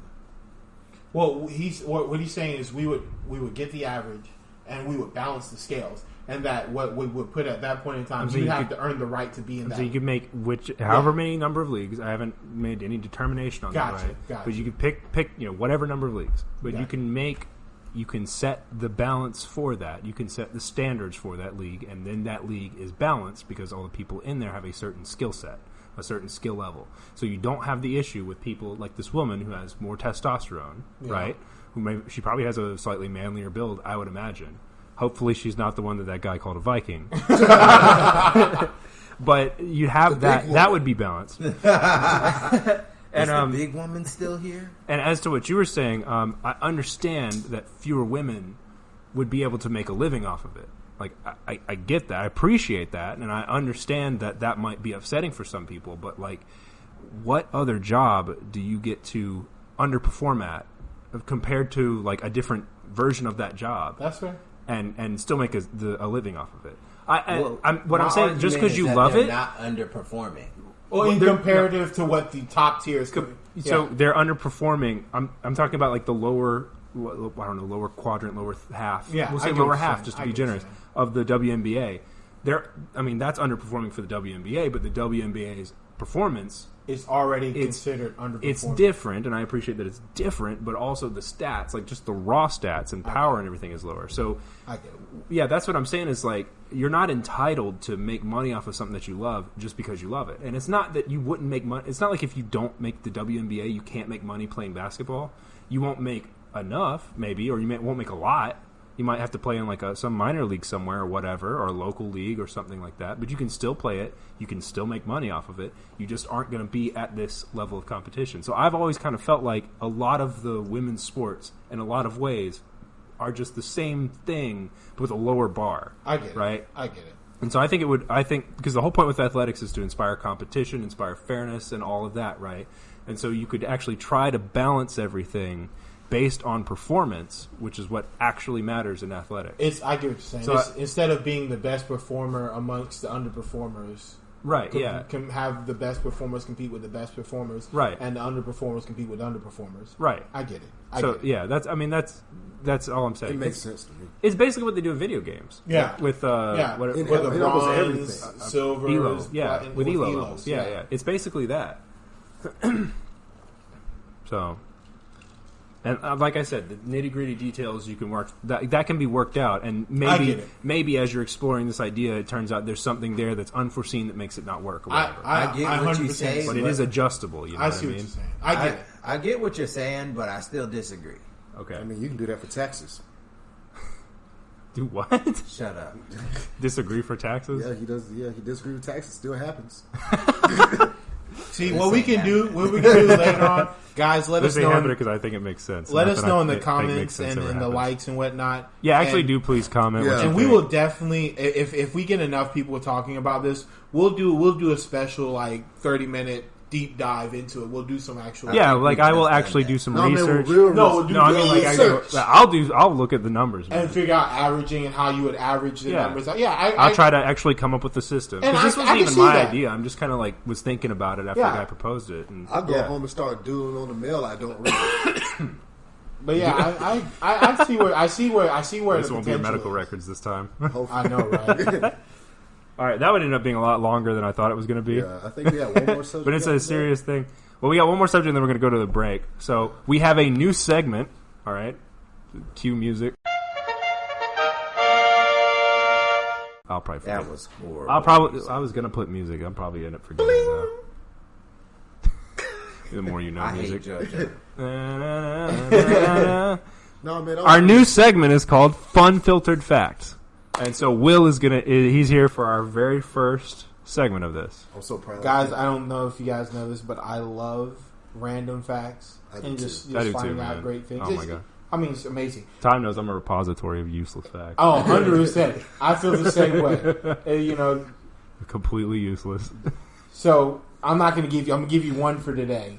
So lately, and this is predominantly, the scientists have been investigating the contamination of wildlife with drugs. Like people that have been dumping drugs and so on and so forth. Oh shit, the police are here. Flush the weed. Yeah. And they found in every shrimp they've studied, as well as other chemicals, they found cocaine. In every shrimp they've studied. Every time they've gone and looked to find where normal dumping sites, they found cocaine in shrimp. I'm still eating my shrimps. And other pesticides and so on. Now, just go... Tyme, go to Red Lobster. Tyme, why do you have that shrimp in your nose? we got to have shrimp at the cocaine party. Mind your business. What is it, 35 cocaine party? Yeah. We got to have shrimp, man. Yeah. And it's wild, but it's mainly in the UK. This is mainly in the UK where this is happening. So, but you know how wild that is? I was thinking this would be off the Gulf of Mexico or something. Yeah. Right. I mean, right where all the cocaine is. Like fucking right. Drugs, to solve the problem, start at the source. So they don't have to dump theirs. It's only legal because no one enforces it. So the UK, apparently, there's a big cocaine dumping problem. Why would you guys dump it? It took them so long to get it there. What do they call the cops in the UK? Oh, he dumped the fucking coke, mate. Hey, maybe it was 21 Savage. Maybe that's what he was doing. Importing cocaine from Mexico. He's like, I already got it. I already got deported. I don't need another charge. That's why ICE is getting so aggressive, sending people over there. Fill them with cocaine and throw them. How much cocaine is still? But and this was all their drug mules. They tried to swim back across. We had a flat Earth drug lord. Thought they could make it. And the funny thing is, like, it's coming. Police. It's coming from like leakage and like whatchamacallit, overflows from like the sewage. So that's a bad thing. I mean, when your sewage is over 1,000 years old, you know, your sewage system. Yeah. I mean, dates back to fucking King Arthur. Their water must taste worse than Florida's. It has to, man. Or Michigan, Flint. I ain't forget about y'all. I don't know if it's quite that bad. But there's cocaine in their shrimp, Tyme. There's cocaine in It's pretty bad. That means they got some expensive water. I don't know, man. They got some expensive water. That's true. You want some cocaine water, mate? I'm pretty sure their water is cocaine distilled. See little flakes in there.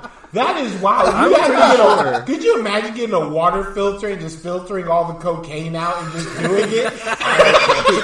Cocaine distilled water. Yeah, 3 years later, I got enough for one bump. All right, guys, we're not going to Japan. We're going to the UK. I'm pretty sure UK's water doesn't catch on fire, though.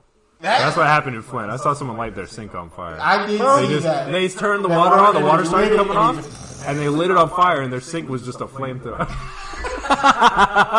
It's not going to work, Jojo. We're not in Flint. I just watched that. I'm pretty sure water's not supposed to catch on fire. I'm pretty sure that's the opposite is supposed to. Maybe I'm wrong. I missed something. Wrong. It's just supposed to catch fire. But oh my lord! I'd be so discouraged if I cut on the sink and my water caught on fire. What about the cocaine? Turn this off.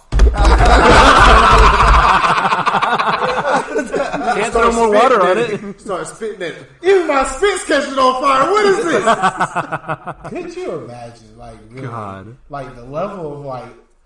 We shouldn't be laughing at this either. This is horrible. it is The pretty cocaine horrible. or the Flint, Michigan? No, the Flint, Michigan. But it is real. Like, it's horrible, but it is hilarious that you can light your sink on fire. Like, the steps that someone has to go through to make that happen. You know, you can walk around with bags of fire now.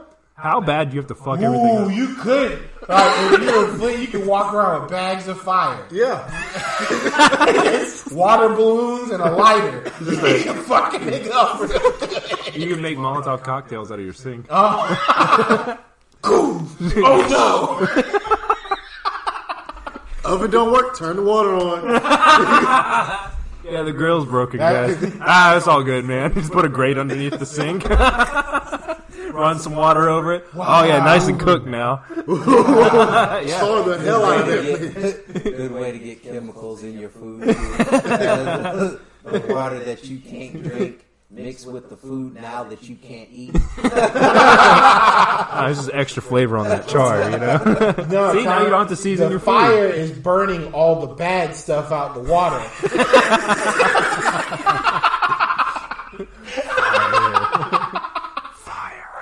That you'd have to put your food on the bottom of the rack and then put it under the sink, though.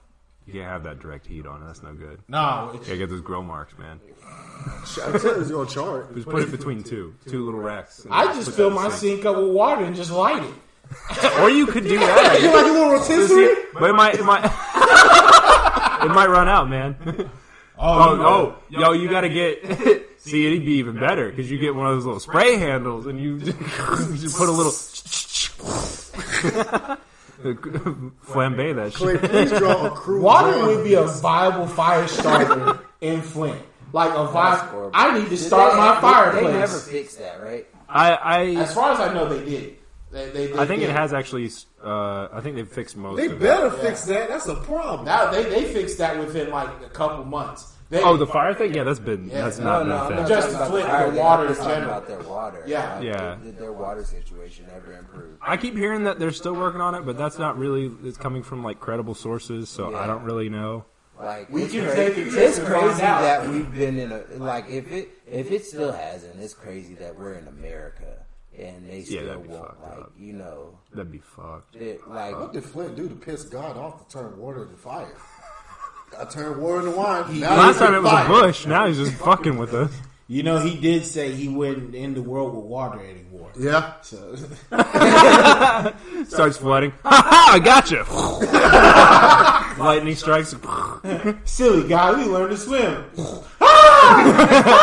Hey, he did say a lake of fire. He did. And then the fire nation. This is much where the Bible's based on this. Flint, Michigan is the lake of fire. That's the side of the lake of fire.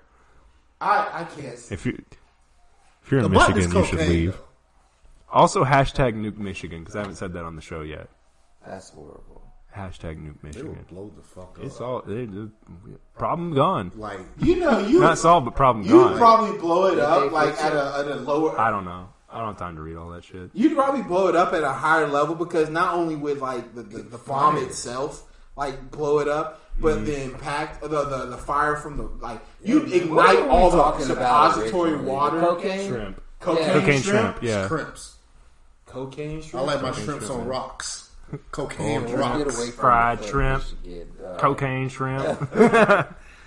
All right, so it's been about an hour and a half. We're going to cut to a short break, and we will be right back to talk about street tweets and then our unfiltered news segment. Yes. So stay tuned. Ladies and gentlemen, if you're enjoying the Unfiltered Podcast, do us a favor by liking the video and click that subscribe button for more content without the filter. If you'd like to be a guest on one of our shows, send an email to wetheunfiltered@gmail.com with the subject line guest and include your name, some basic information about yourself, your background, and one or more things that people find interesting about you. We the Unfiltered welcome you back to the podcast.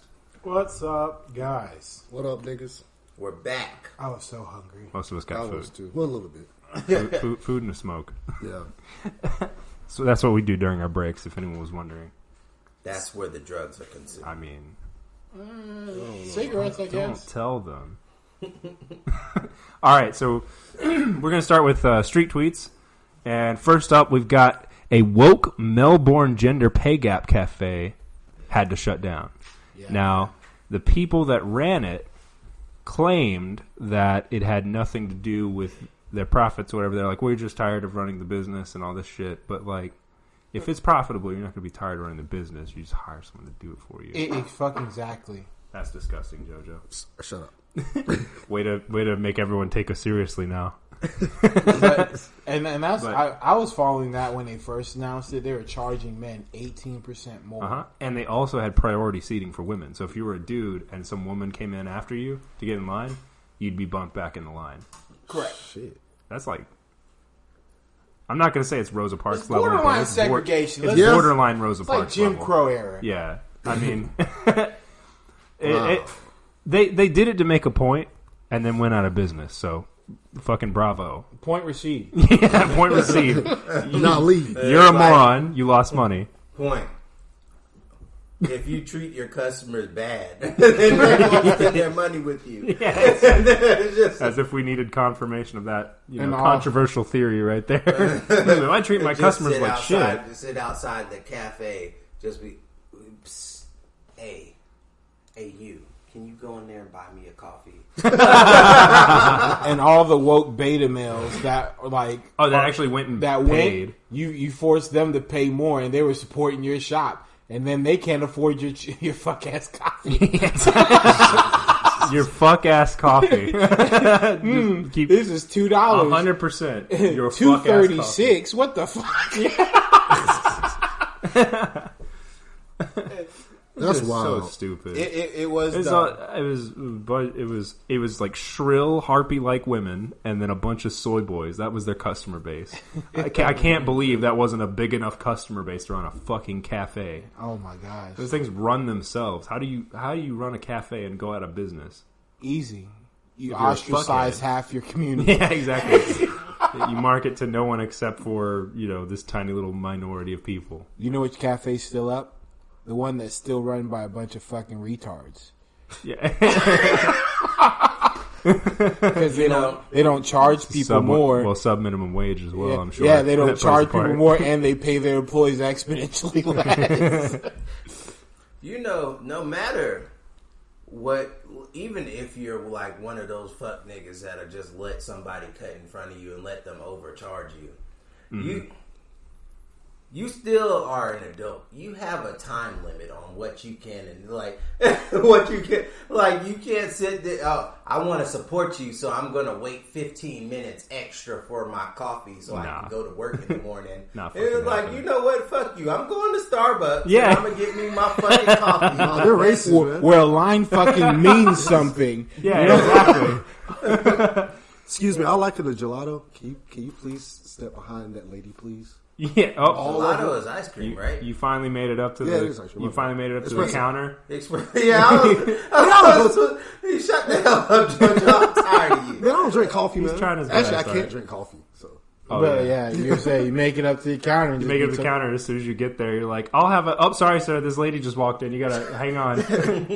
First, I'd trip her on our way to. First of all, I wouldn't be in the building in the first place. But if for whatever ungodly reason I was, I'd just trip that lady if she walked past me. I feel the strong urge. Get a face full of glass.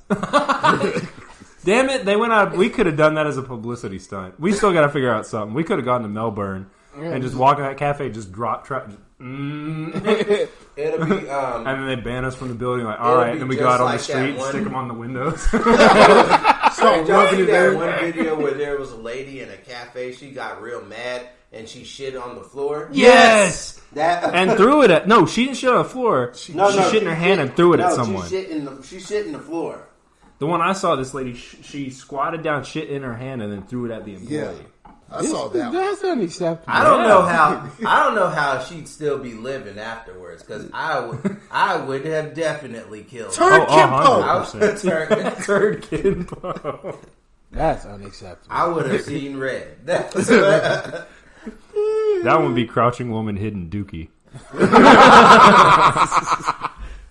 All right, let's move on. There ain't much I hit a woman for, but she stops being a woman at that point. A woman for, but like, at that point, she's just an enemy combatant.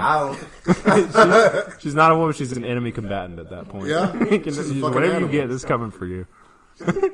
She is now player 2. Exactly. At that point in time, I feel like the world wouldn't be big enough for us. It was like the world ain't big enough for the two of us. I could be in New York. She could be in Tokyo. The world just isn't big enough. There's not enough space for me and her to both exist on this world. she has to go. She has to go. 24,000 kilometers. This is not long enough. I'm sorry. All right. So we're going to move on from that. We got a little bit more pop culture stuff. So there was an argument about the difference between Game of Thrones spoilers and Endgame spoilers. So there was a big argument about the fact that people were just leaking Game of Thrones spoilers as the episode aired. Right. And people were so they were actually crucifying people for leaking Endgame spoilers. Like, even the one guy that was walking out of the movie theaters and got beat up in China. Oh, yeah. By the way, everyone, spoiler alert for Endgame. It has been over a week, I believe. Yeah, man. So, don't get bugged. Fair warning. You watch this, you ain't seen the movie yet? You don't plan to see it at all. Fault. Don't at any of us. Yeah, I'd go ahead and just cut off and wait for next episode. Yeah. If you do add us, we're just going to tell you to go fuck yourself. Yeah. So. Follow us on Twitter. Okay.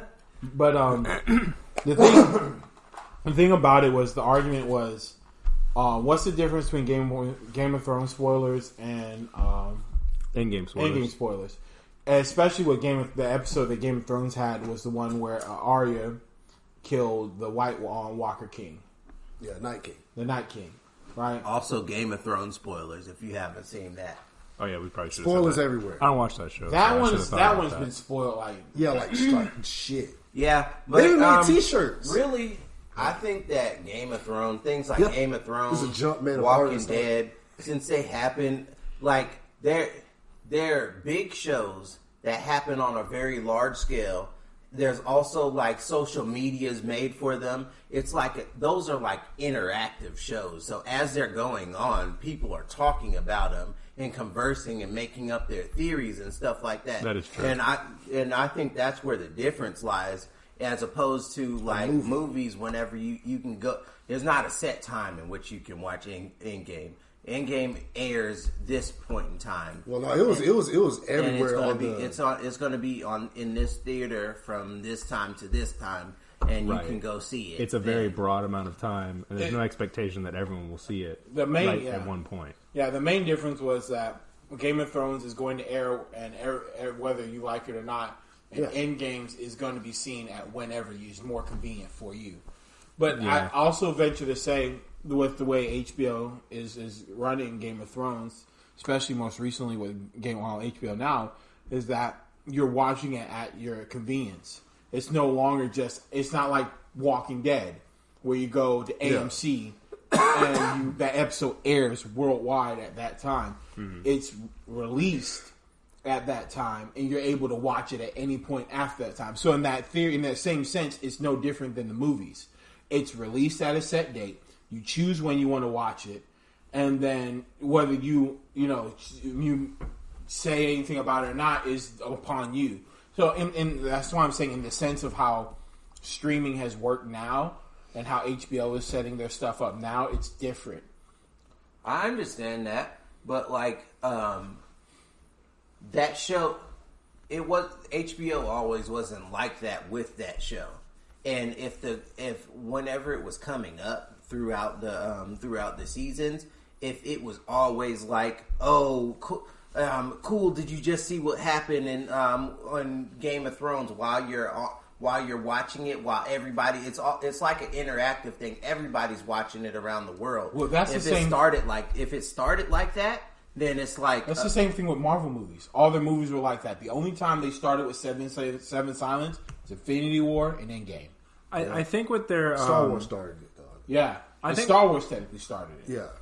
I think I think what he's also referencing, you mentioned the interactive thing, because they have like a Twitter feed going on, like a hashtag usually for the show. Like I remember Walking Dead would do that. They'd have like tweet this hashtag or whatever during the show. Like during commercial breaks. HBO doesn't have not for Game of Thrones. Oh, okay. It was only for AMC. Oh, okay. Because I was just gonna say I remember like company run Twitter campaigns. But that was during the show. Yeah, but that was. Like I'll admit, and they'd show tweets from first 2 seasons they did that. Yeah. After that, that's when HBO started going into like the streaming aspect of it. So it's literally like if you got HBO, right? Mm-hmm. You didn't watch HBO isn't a channel anymore. Yeah. It's a streaming network. Mm-hmm. So you pick what you watch on HBO.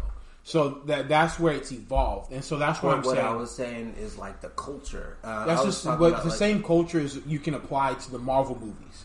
That's what I'm saying. If we're going to compare Apple, because Iron Man, there was a spoiler at the end of that. Iron Man 2 was a spoiler at the end of that. Iron Man 3, Captain America, Winter Soldier. Winter Soldier was a big spoiler, and everyone talked about how Bucky was alive. Yeah. All the Marvel movies up to the point of Infinity War had major spoilers in it. Right? In the movie. In the movie. And there was no issue about it until Infinity War. Yeah. Until Infinity War and Endgame. So that's the thing about it. So we can't say the culture is different. The culture is almost identical because of the fact that we're comparing them to they're both streaming platforms. One's being in a larger platform, being a movie theater, other being an app, right? Weren't the spoilers at the end of the... I'm asking this because I actually genuinely don't know. Weren't the spoilers at the end of the Marvel movies more like spoilers for the premise of the upcoming movies, not spoilers for things that actually happen in them necessarily? They're more about the premise of it. They're teasers. And the movie itself was spoiled. If you didn't go watch the movie, you saw if you didn't watch the movie immediately, you heard about what happened in the movie before you went to go watch it. No, but I'm not saying I'm saying just as far as stuff in the actual movie goes. Yeah, that's what I'm saying. I'm not saying like the end of the movie was a spoiler. End of movies were teasers. I'm saying in the sense of if I go and watch a Game of Thrones episode, the only thing I can talk about is what occurred in that episode. If I go watch a Marvel movie, the only thing I can talk about is what occurred in that movie. And I'm saying in that comparison, it's apples to apples if you're only talking about what's happened and occurred in that movie. Okay. So that's why I was saying it's spoilers in that aspect. So if you watched Iron Man 2, there's hint to War Machine, right? Do we know if there's going to be a war? If you watch those trailers, there's hint to War Machine. Do we know there's going to be a War Machine? Oh, War Machine's going to be Iron Man's best friend. Wasn't it Iron Man 1? Yeah, but in Iron Man 2, we know for a fact that was when War Machine was put out and so on and so forth. Yeah. I'm saying if you didn't see Iron Man 2, when he changed color. Yeah.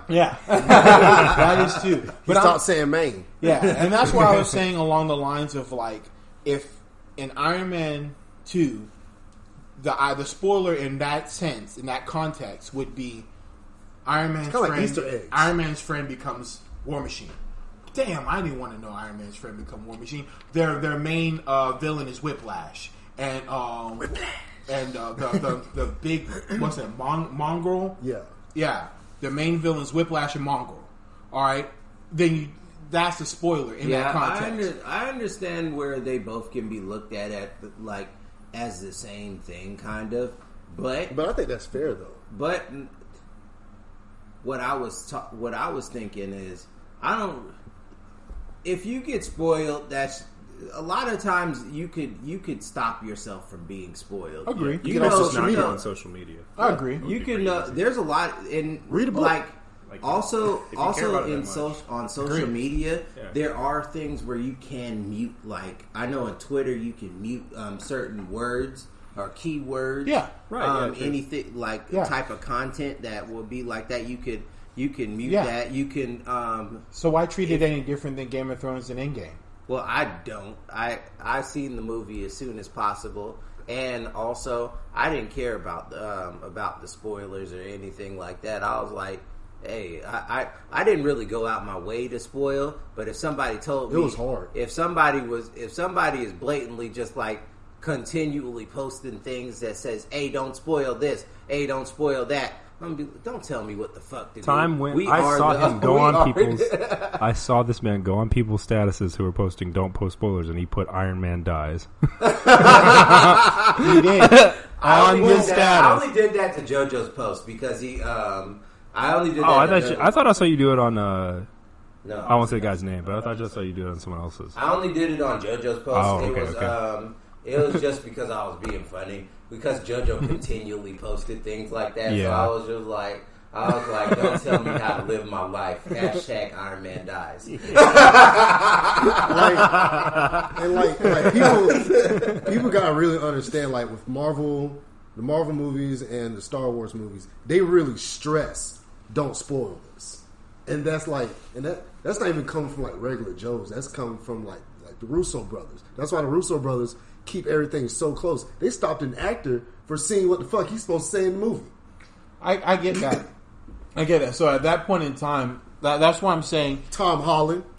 That's why I'm saying it's due diligence on the people that are producing the content. Yeah. If you're producing the content and you don't want it to be spoiled, then you express that. Yeah. That's what Endgame and Infinity War did. Yeah. And there's nothing wrong with that. I'm saying in the same context that comparatively it's no different than spoiling Game of Thrones, which is a streaming network. I can understand if it was Walking Dead, and I agree with you on that point in the context of Walking Dead, where it streams at a live time and you could literally just accidentally click in and see something happen. Was the Game of Thrones episode the end of a season? No, it's the beginning of the season. It was just like mid-season, but yeah, mid-season. Oh well, then okay. So I mean, content-wise, it is a little bit different since that's. I mean, I get it's like a big TV show, but it's a TV show that's going to continue going on. Yeah, this is the conclusion to basically a decade worth of movies. Yeah. In a way, so it is kind of different content-wise. Well, I still think if you don't want spoilers, you just stay off social media. I agree. I mean, if you care about it enough, you'll see the movie soon enough that you can go off of social media. Well, we can also say in this context, based off of how Game of Thrones has been progressing, like it was either person's war to win. So this dictated. So this did resolve something big. That's why I asked because I don't watch the show. It's mid-season, but this was a big turning point. Okay. Because there's going to be two turning points in this movie. I mean, this series. This war, which happened between the dead and the living, right? Whoever won that war would then proceed to take on the other individual, right? Cersei. Yeah. And so what made this so huge is because of the fact that Game of Thrones has a long history of doing the complete opposite of what you'd expect. And so the fact that if you watch the episode as it progressed, it was extremely turning into the favor of the dead. extremely turning into the favorite of the day. The fact that this speck of light, I consider it plot armor. It was main character plot armor, and it's the fact that plot armor won out. In my opinion, I felt a little cheated, but I do understand what they're doing, what they're trying to build, because because they can go either way with the story. But that's what I'm saying. This episode comparatively had the most turning point content for the whole series. This whole series was even talking about who killed the Night King. Yeah. I accidentally spoiled it for one of my coworkers at work. I was like, I knew that she watched Game of Thrones, and I went up there. Oh, did you see Arya stab the White Walker? And she was see, that's good between me and Tom. I ask people, "Are you caught up?" No, I'm gonna shut up. Well, I mean, I understand what you're saying then, and again, I might be misunderstanding, but still, to be fair, there's still more conclusion that's coming, because you're saying that they've got to fight this war, and then they fight Cersei, you said? Yeah. So, a bitch. I would understand, I think it would be slightly more comparable if you're talking about them fighting the conclusions of that part, because that would be the conclusion of all of this that's leading up, because this is still leading up to something, whereas Endgame, as far as I could tell, was kind of the Endgame led up to Thanos, of all this Thanos, stuff. right? Yeah. This led up. It's finalized. It finalized that Thanos. It didn't lead up to anything. This led up to the interaction between the living and the dead. Okay. I get that's a big part of it, but I'm saying I understand that Endgame was it wrapped up the story with Thanos, but I'm saying it also wrapped up the story. Were coming. Yeah. I've seen the memes. I've seen the memes.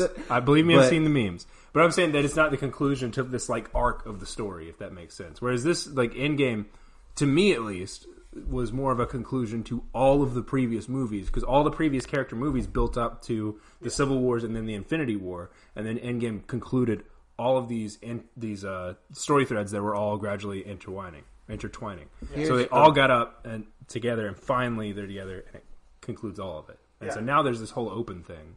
Also, here's where I see the difference. Also, you'll have with Marvel, you've seen the creators of that content asking the fan base not to spoil. Yeah, that's what I was saying.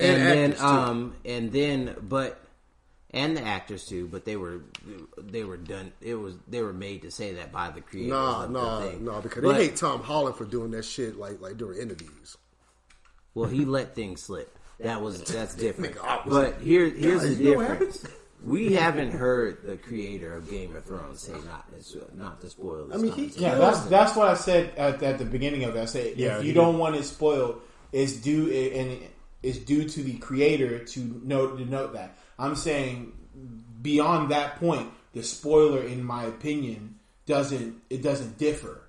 The dynamic, in my opinion, that's where I'm saying. I completely agree. If you don't want it spoiled and you're the content creator, you can ask for it, and so on and so forth. You build the climate, right? And that's you have every right to do so. So that's also the only reason I personally feel as though Endgame and Infinity War had so much. They're considered more of an extreme when you spoil it, because the content creator specifically asked you not to. Yeah. So in that aspect, besides that point, in my opinion, idealistically, it's the same. It's almost comparing apples to apples, especially when you consider how both stories turn, how both stories get to peak, and I get where you're saying it's involved the closing of the story is, you know what I mean? And to me, it seems like spoiling Harry Potter book 6 versus book 7. Yeah, that makes sense. Yeah. Even though book 6 had probably the bigger spoiler, but that's exactly what I'm saying. But I mean, so maybe it's not a perfect thing, but still, it's still there's more. Imagine the Snape kills Dumbledore being in book 7, right? Yeah. Okay. Then it'd be like someone spoiling book 7 and versus someone spoiling book 6. Yeah. Well, that's what I'm saying in the context of more or less which was the greatest spoiler at that point in the context of the show. So that's why I was saying that I can't decide, because, like I said, I don't watch the Game of Thrones. But I do agree. I don't have time, man. And honestly, I would normally agree if they didn't have this conversation after what episode aired. If it wasn't for the episode, the air, and the content of the episode, then I would completely agree with the fact that, there's a different climate. But the fact that they didn't have an issue with this and they didn't say anything about it until it got to this point, that's where I'm saying it's different. And then, like, with TV shows, a lot of TV shows. It's not a TV show. It's not a TV show. It's a similar format. But episodic. we can't call it. It's streaming. When you hear TV show, it's something you can randomly scroll through. This isn't something you scroll through. You purposely, intentionally watch this. So we can't just say TV show. This is intentional streaming. No, but what he's saying is that it has an airtime. In other words, it doesn't have an airtime. It is dropped. It is dropped. It is literally like a movie. 9:30. The movie drops at X time. Okay. I see. Yeah. But like it being out, like with any show like that, even like Power and all that other stuff, like those shows, whenever I used to watch those, if I knew I wasn't going to be home at like whatever time, at X amount of time, whenever it first came out, I wouldn't even look at, like last week, whenever we were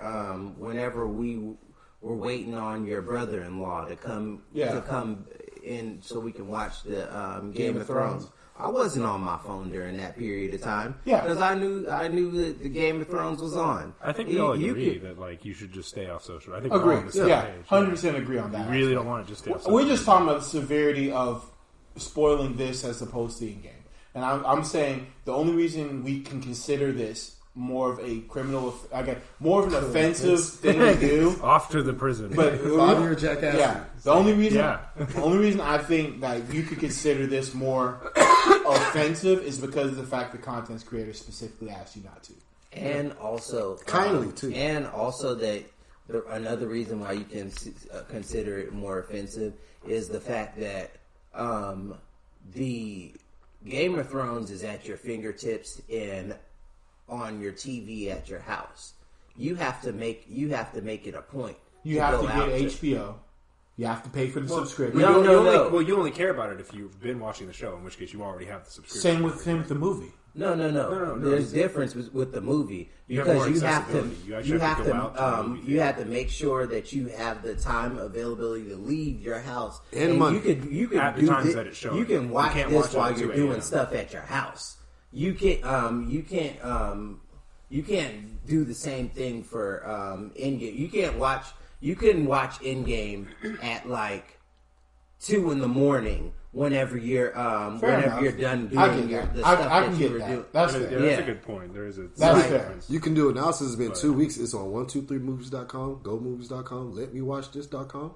I'm just believing that's all pirated shit. But I agree with you on that aspect. Is the availability to being able to see. There is a difference in availability. I agree with that. But I think probably people are overreacting. Especially since there were tickets. It is a fucking movie. Tickets were sold out and stuff like that. They made it available to you to purchase. At that point in time, if you didn't get it, you didn't get it. But I get what you're saying, like the limitation on being able to see it. But also, let's be realistic in that sense. Like in the city we live in, all the tickets weren't sold out for day of. I know. So, like in realistic, and we had. We're just saying in some places. In some places, the main point is that it's the first movie I've been to. I gotta wait in line because it's also the fact that you have to go at whatever times they're showing it. Yeah. So you don't get to, and they're also going to show you 30 minutes of commercials first. Yeah, I should have never had the fucking commercials, man. And I agree. You can watch at your leisure. Yeah, I agree with you on that. Yeah. I did learn while we were watching Endgame that you can do most of the things you do at your house. I think. Will, did you make a sandwich? Was that during the movie? I'm not talking Stop shit. Snitching, Clay. I was just pointing out that you can, in fact, do many of the things that you might think you can't do. But this place, I didn't have a jar of pickles. Yeah. Like I wish we'd had a longer extension cord, or like a really long extension cord to like run in there. I don't know where we would bring it. I have like a lighter that looks like we bring your air fryer. Will we make some chicken? Hell yeah. You just sit in the movie. All you need is that thing go off. What's that? Mind your business. Unless you got $10. What we need is a man on the inside, right? So we need someone who works at that theater I got someone. Okay, well, we need them to run a cord from the booth with the thing in it. I know there's a plug up there. Just run that down to the seats, and we'll sit in the very back. Can you make ramen? Is there like a portable battery that you can plug something into? I think they do. Truckers. Yeah. Truckers have those. Not only that, we can just bring a hot top.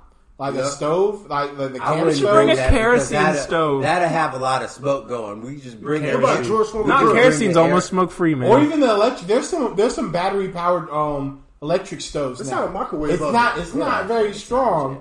But hey, if it'll fry an egg, man, yeah. Let's get a microwave oven and get some pizza rolls in the movie theater. Bring a whole microwave.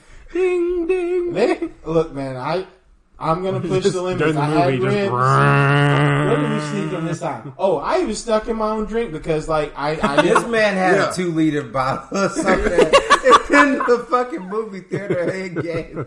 Because I didn't want to go get refills, so I made my own. That shit was hilarious. I started pouring some in my girlfriend's cup, and you just heard it. Stop. We should have brought some like Crown in there or something, you know. I'm down. Well, we have to do it at a movie that I don't really care to watch. I mean, yeah. Alcohol makes me feel like I got to shit. Oh. I don't know why. It just does it. I don't have to. It just makes me feel like I have to. We gotta find a good comedy to go see. I haven't been to see a comedy with you guys. I haven't been to see a comedy with you guys since Million Ways to Die in the West. You need to watch the campaign. I don't know. Hey, I'm downloading Super Troopers 2. Oh my god, that movie is hilarious. I was trying to find. By the way, I was trying to find Blazing Saddles.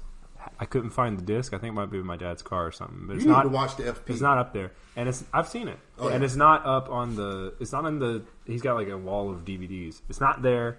It's not on Netflix. It's not on Hulu, which is bullshit. But I'll find it. All right, and we'll watch it. And also, I had a retraction to make.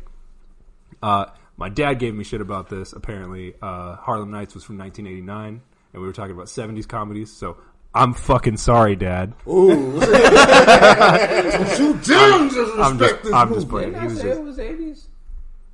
No, I don't think so. I don't remember though. Time, I'd venture to say if someone listened and made the correction, I venture to say they heard the whole in context. Well, he might have been. I actually don't remember. He might have just been correcting me. I don't remember what we said.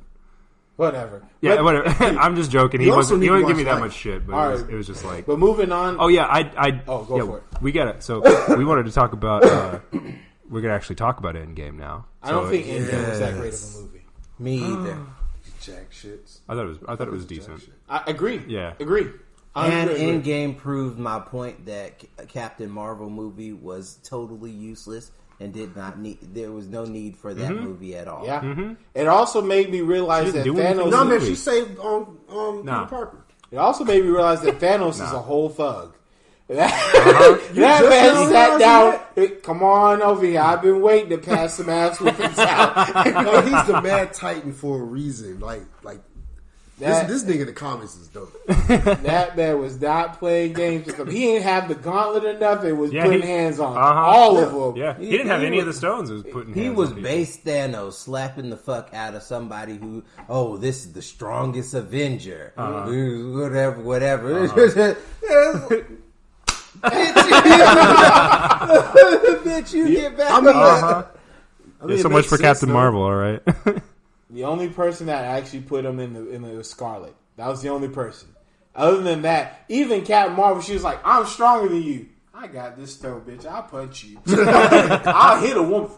Bow! Power stone. And she got decked, and she was just done. Power stone. Ooh, my ovaries. Yeah.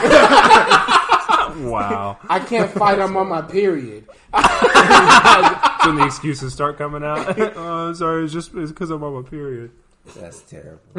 Oh my god, yeah, when that moment happened, like the most obvious pandering ever where all the girls got together. Oh, there's some dumb bitch on our row that was like, yes, girl power, yeah. And then I made screaming. it a point for her to hear me say that they were not going to do a bitch ass thing. And they proceeded to get their ass whooped after that. Yeah.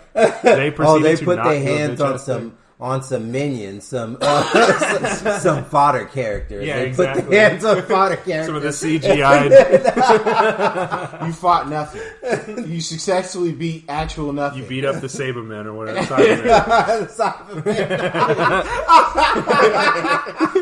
So they're better than Yamcha, confirmed. Great. Whoop-de-fucking-do. To be honest, What heights you aspire to? Yamcha confirmed.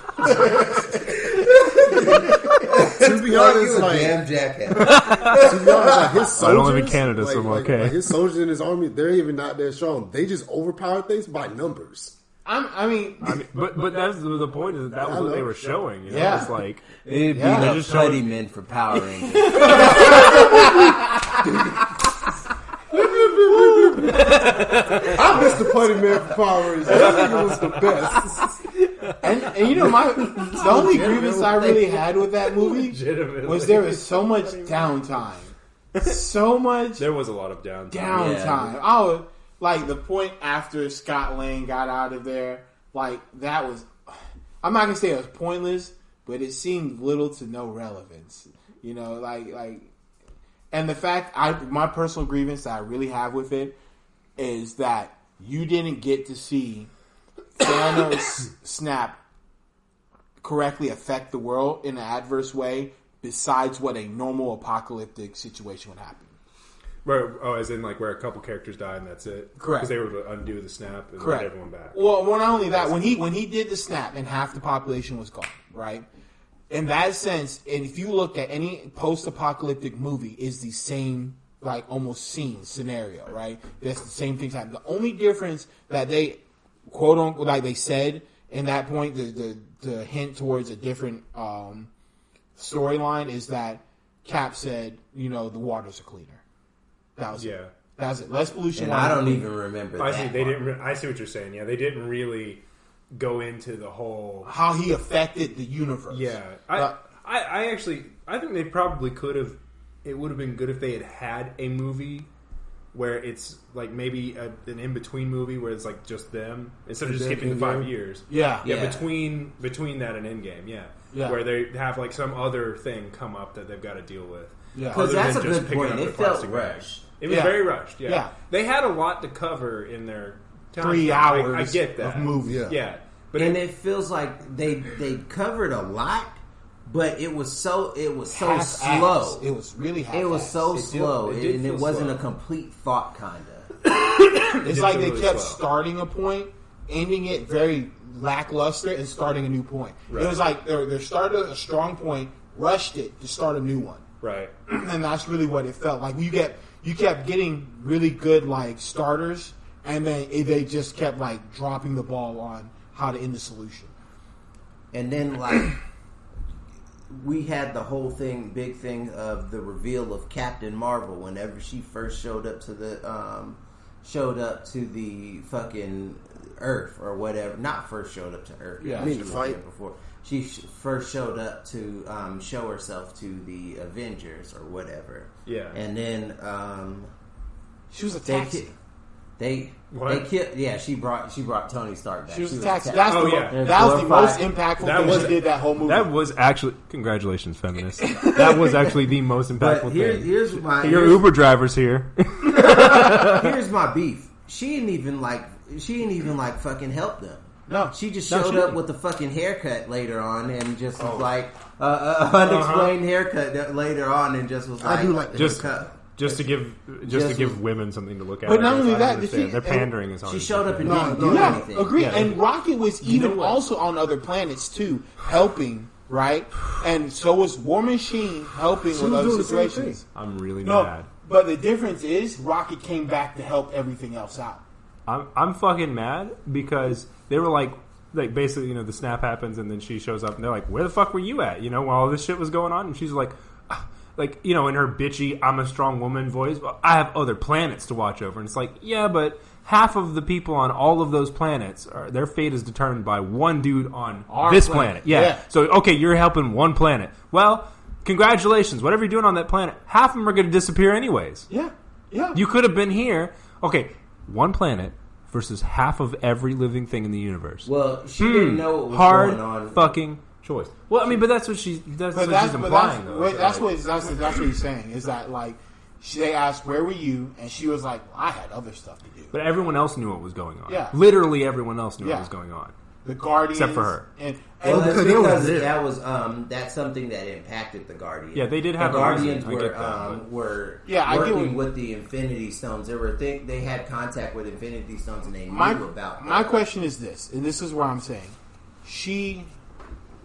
I guess the best way to put it, the only reason she knew anything was going on was because she flew because Nick Fury called her, right? Other than that, and that happened post snap. No, yeah. I know, but why wasn't she called preemptively? Well, I mean, you can say, but that would be on Nick Fury and them. But why wasn't she monitoring this or something? I mean, like everyone else was. Like it seems like literally everyone else was. I don't think everybody else was. Everyone was aware of the stones. Everyone at some point in time either was aware or became aware of the stones, right? And it seemed like her movie, right? Not only it gave her a right to be oblivious to everything, which I thought was a very poor character trait. The fact that she was just so oblivious to what was going on, and the fact that she's supposed to be one of the the Avenger that goes around the planets, right, constantly monitoring what's going on. The fact that this was going throughout galaxies, right? Thanos wasn't doing this just to one galaxy, I think. Well, because all the time, they were all in our galaxy. I'm saying Thanos was traveling, jumping between galaxies. Was it between galaxies? Galaxies, yeah, planets and galaxies. Because Thanos was not only just affecting our galaxy. No, I know his snap didn't just affect the galaxy. I get No, I'm talking about when he was hunting for the stones. Oh, okay. So the fact that people from other planets and galaxies were aware of Thanos, right? Okay, yeah. So the fact that it's not that they didn't hit. People knew of this. The fact that he went around doing what he did, and the fact that she was oblivious throughout the whole period. I don't think people automatically knew. They knew that Thanos was going around killing half of the population. That's a big enough threat alone. The fact that he was going around killing half the population of every planet he landed at, right? That alone should be, if I am protectors of planets, that would be my main thing. Oh, whoa, there's a guy over here. I think she really cares about the Kree, though. But didn't he chill off of that for a minute? Like, whenever he first... after he got a whiff of trying to get the Infinity Stones, he wasn't going to planet to planet trying to kill half of the population. He had other people bringing Infinity Stones from him, because if we go to the first one, the first galaxy of the Guardians of the Galaxy, I said that backwards. I was like, the first Guardians of the Galaxy, he had Ronan getting the Infinity Stones for him, and then he sent out Gamora. He sent out Nebula. Yeah. Those were the people that he was sending out. He wasn't really doing nothing. That man was kicking it. There wasn't much people that knew about Thanos after that. Like, he was chilling. He wasn't doing nothing. See, but the thing was that also technically wasn't the case, because we saw that when the time traveling, right? Like, he was already he was in the midst of killing a whole planet, half a planet, right? He's caught wind of a power stone, right? And then went to proceed to get the power stone. And at that point in time, there was no inclination that he didn't continue doing what he was doing. Even if we compared it to like what Ronan did. Ronan was still going around not only looking for stones, he was still regulating planets. He was considered like one of the order, like the guard, not the guardians, but like his best way to put it, he was like the thug police. Ronan of whatever whatnot. Ronan had his own personal beef against the Kree. No, he was Kree. Yeah. He was Kree. He had his own personal beef against who was it? What was the name of those? The Corp, Nova Corp, right? No, it wasn't just the Nova Corp. It's the people on the planet that they were on. Shit, what were they? Fucking tell us in the comments. Tell us in the comments. Also, I kind of feel like that Ronan the Accuser could have told Thanos about, hey, there's a powerful bitch out, in space. Please watch out for her. Yeah, and that's another thing. It's like not that powerful, clearly. Apparently, compared to Thanos, because even in the comics, she can't do shit. To Thanos people knew of Marvel, like Thanos knew of her, like in the sense of like Thanos should have been. If we were to take like into consideration, I guess Thanos knew of Marvel, like old Thanos knew of Marvel, right? Because of the fact that she had interactions with Ronan. And it was Ronan. Yeah. And Ronan went back to Thanos. You know what I mean? So he knew of her. So I think Ronan was already like. Also, when did the relationship start? He was beat first, and then he made an alliance. He made a deal with Thanos. He wasn't beat. That nigga was just terrified. I ain't fighting that. He was beat first, and then like after the Kree and whatever those guys, whatever their name is, after Skrulls? they settle, no, after they settled their beef or whatever, their because remember the premise of the first Guardians of the Galaxy. Remember the Kree. They had a treaty with the what's the name? Fucking. You lucky my phone's dead, or else you could have been charging. Well, can you grab your charger for me? Now he asks for hours. What are you looking for? I hate you. But what planet? What describe it? So on the first Guardians of the Galaxy, there was a war between the Kree and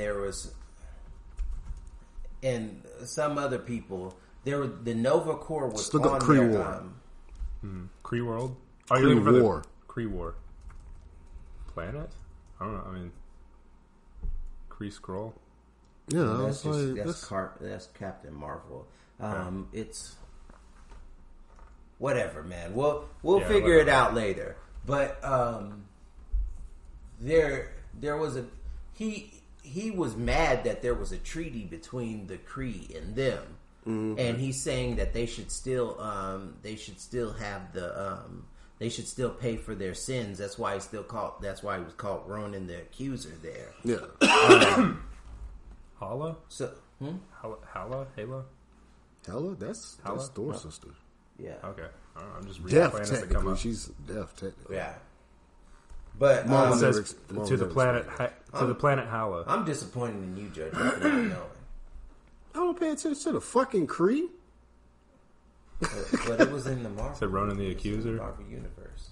I understand that, Tyme. I also drink. But I should just play that elevator music. But while Will's gone. But yeah, that's where I think he lost. Here we go. And then he was trying to while we're waiting on Will.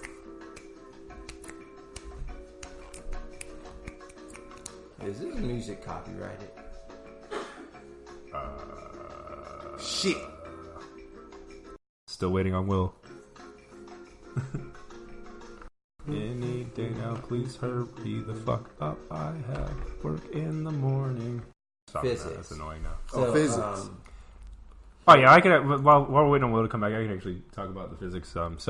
I had told someone because someone asked me about the time travel mechanic, and I was like, "Well, it's a multiverse," and I was like, they explained it not horribly, maybe a little bit ham-fistedly, but it wasn't a horrible explanation of it. But then that same person was like, "No, it's not a multiverse." I'm like, "It is a multiverse." They're like, "No, it's not a multiverse."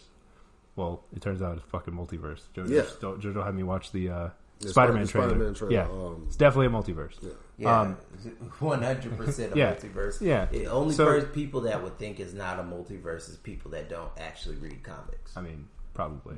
I think they were saying... Which a lot of people that actually go to these movies don't read comics. I don't remember who it was, actually, but I remember they said they read comics, but they were saying that, like, yeah, it's in the comics, but they haven't said that it's in the movies. And I was like, I didn't say it, but I'm just telling you what I saw on the screen. And on the next day of this trailer release... Yeah, like, I don't know if whatever they say, I don't care what they say, what they showed in the movies was a multiverse. However, as people have noticed, there was a problem in there. Because Cap went back, right? And then didn't come back, and then he showed up on the park bench, right? Because he'd just gone back in time and just waited. That's not how that works. He would go back in time and be in the other universe until he gets pulled back to this universe. You couldn't wait until everything comes back around. That completely violates the whole principle they were talking about. What did he do with the other cat? Yeah, there's been... the other cat got frozen in time for a long time. Remember? So the other one's frozen in ice. He wasn't at the funeral. Huh? What? Wouldn't have you been at the funeral? No, you'd just be like, no, I didn't crash from here. We're good. Leave that man on ice. Yeah. No, but seriously, yeah.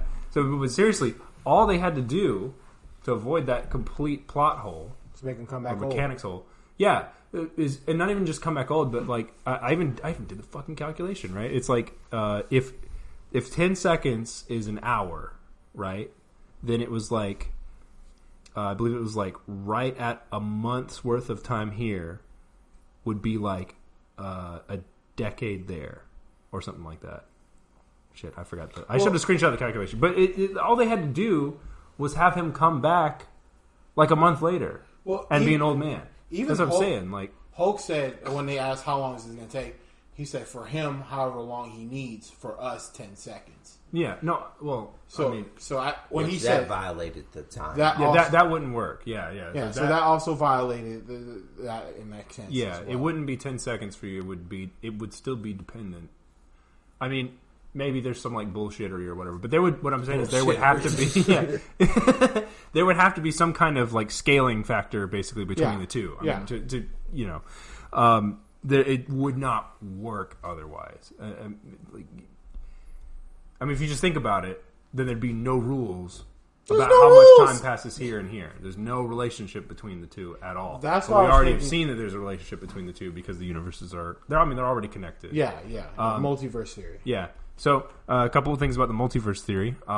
It's probably bullshit, but they talk about like, every time there's a decision made or whatever, the universe splits. But if you look at multiverse theory, it's not that. It's that there's all these overlapping universes that are all completely identical until at some point in each one they start to split into different possibilities. Okay. Inventing a literally infinite number of overlapping identical universes at the start seems a bit much. And also, like, in what sense do you mean overlapping, et cetera, et cetera? So, like, it doesn't actually make sense. You're making up something that's like more complex than needs be. Yeah, they're trying to make it so that like when you measure a quantum particle, there's like a 50% chance that you get this and a 50% chance that you get that. You measure one, only one of them came up. So what happened to the other possibility? Well, they think, okay, well maybe that possibility was realized in an alternate universe. Yeah, and then in that whole aspect of it, then you have to figure whose decision making is the one that dictates the split. So, all right, I can tell you that it would be literally every single interaction between particles in the universe on the microscopic scale. So the sun itself would create literally billions of billions of billions of billions of billions of billions of other universes every fraction of a second. Yeah, and that number, the number of times I said billions is probably too low. Yeah. Okay. So that's how many interactions are going on in the sun every second, just an uncountable number practically. Okay.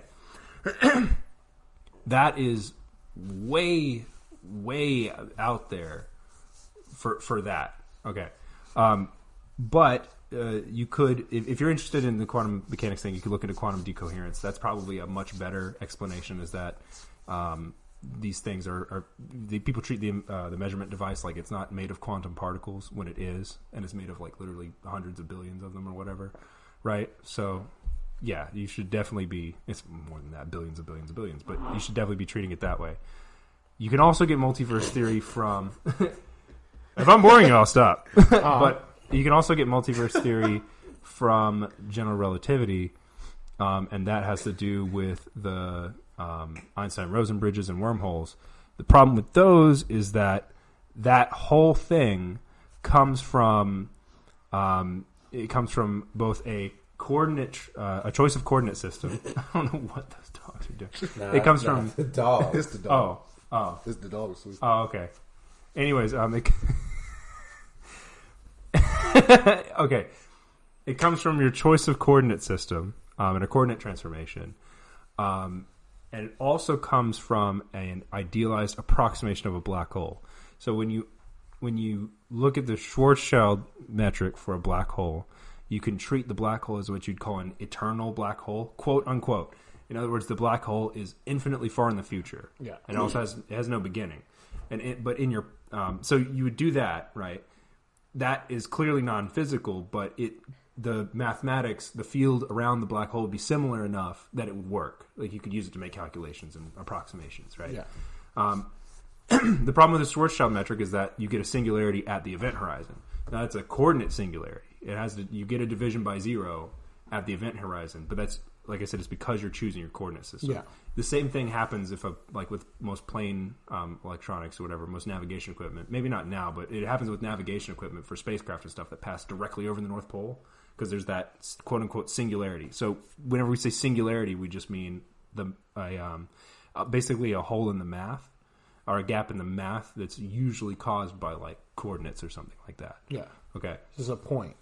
Yeah. So in this case, it's the whole surface, the event horizon. Yeah. So basically, Clay doesn't understand the Marvel movie. That's why we don't have. That's why he can't time travel. That's the reason. No. So and then Clay's also the Schwarzschild metric. He's gonna think about it. Holy shit! The Schwarzschild metric also has an issue with inside the event horizon.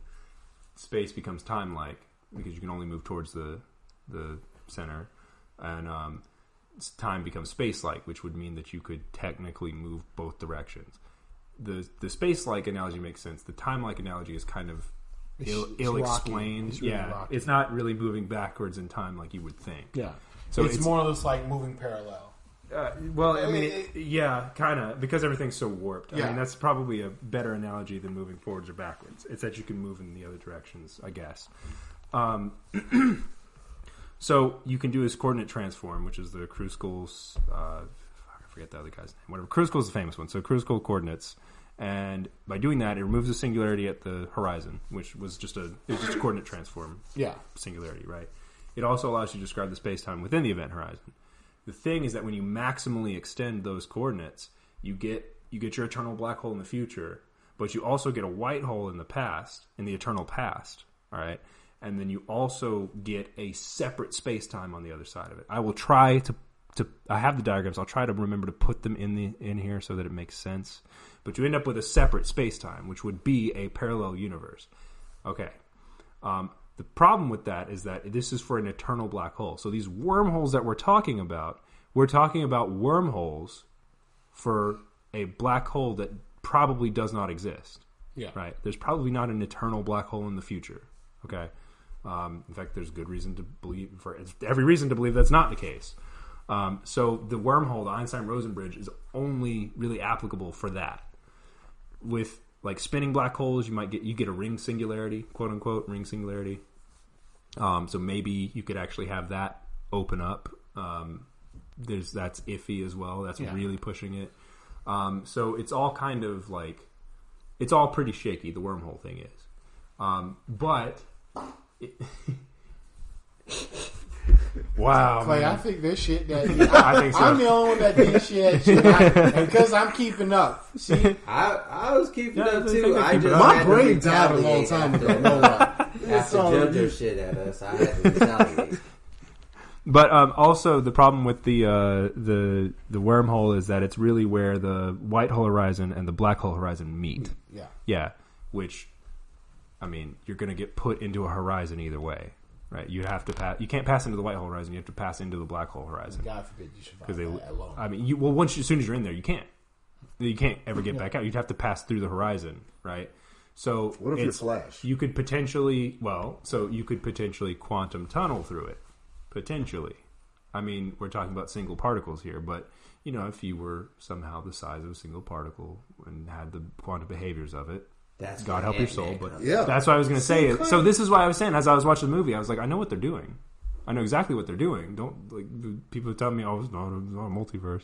So you could potentially quantum tunnel. But the thing is that just like with the singularity for the Schwarzschild coordinates, that whole separate universe could just be a product of your choice of coordinate system, of your coordinate transform. So I'm not a fan of the wormholes, if anyone couldn't tell. Not really a fan of the multiverse theory as is.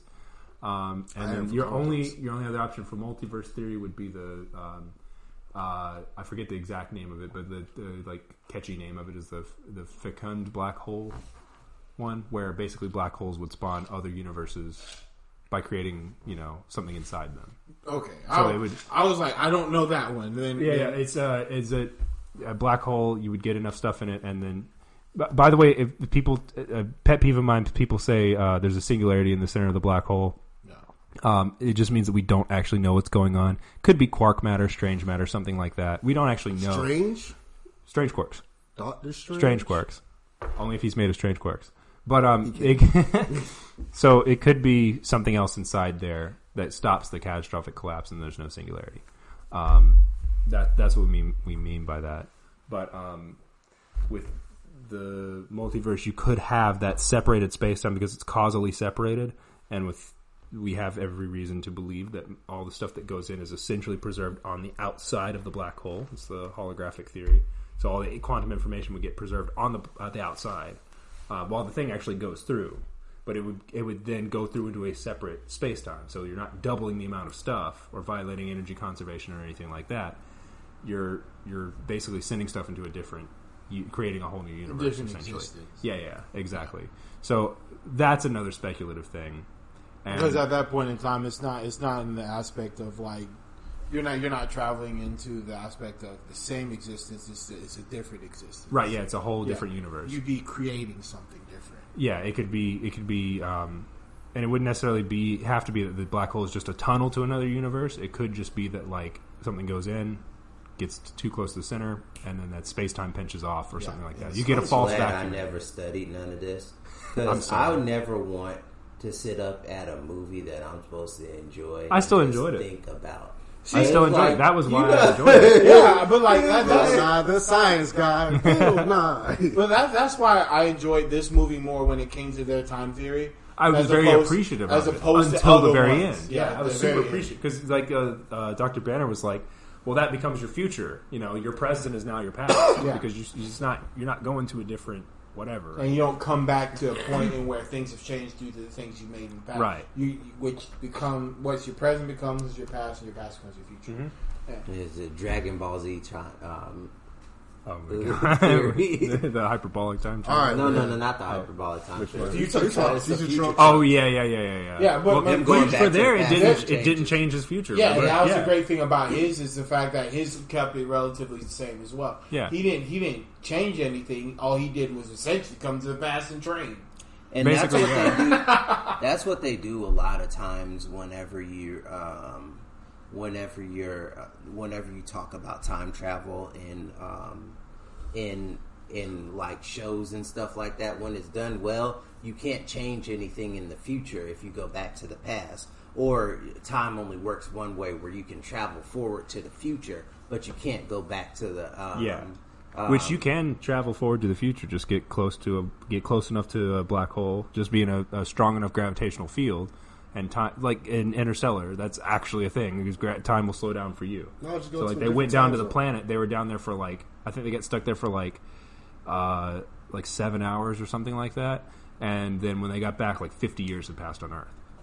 Totally real thing. Yeah, there was actually a movie on it. It was really good. Yeah, GPS would not work without accounting for that phenomenon. I can't remember the name of the fucking movie, but it was a really good movie. Spoiled something for Jojo whenever I was going through the explanation of shows and stuff like that happened. But yeah, you damn bastard. But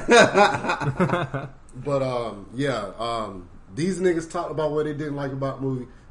Clay had this boring science expert. It was boring to me. I don't know shit about science. All I know is if something catches on fire, leave it to Clay to take the fun out of a fucking movie. I'm just Clay, I appreciate you. Thank you, man. Finally a nice word. That's because it's okay. You can talk shit about me later. I dove into this stuff. I actually was very interested. Well, I just find, that's just like my life's passion, so that's why I find it. But I'm not like, so many other people are like, oh my god, this ruined the movie. I still love it. I still enjoyed the movie. It was just like a minor thing. Only because they got it so right until the end. Yeah, they didn't keep it consistent. Yeah, that was it. I was proud. I was happy for like 99.9% of the movie. Have a happy life, man. His 10-year contract He could is up. have. He could have. That's what I'm saying. All they had to do was just have him pull back in there like a month later. Like they're like, shit, I guess he's not coming back. And a month later, old ass man. Yeah. Also, when he came on the screen, that same bitch that yelled "girl power" was like, "Damn, he's still fine." Yeah, I remember that. Yeah. I was tired of that. I was I tired. didn't of hear her. that, but I was about to say, like, even in the comic books in House of M, whenever Scarlet Witch granted everybody's true deep desire wish, whenever she warped reality, all you saw was an old Steve Rogers, where he never got frozen, he never became Captain America, because his true desire was to actually have that last dance. Mm-hmm. Came back for the cheats, busting them down. I'm gonna lay you down.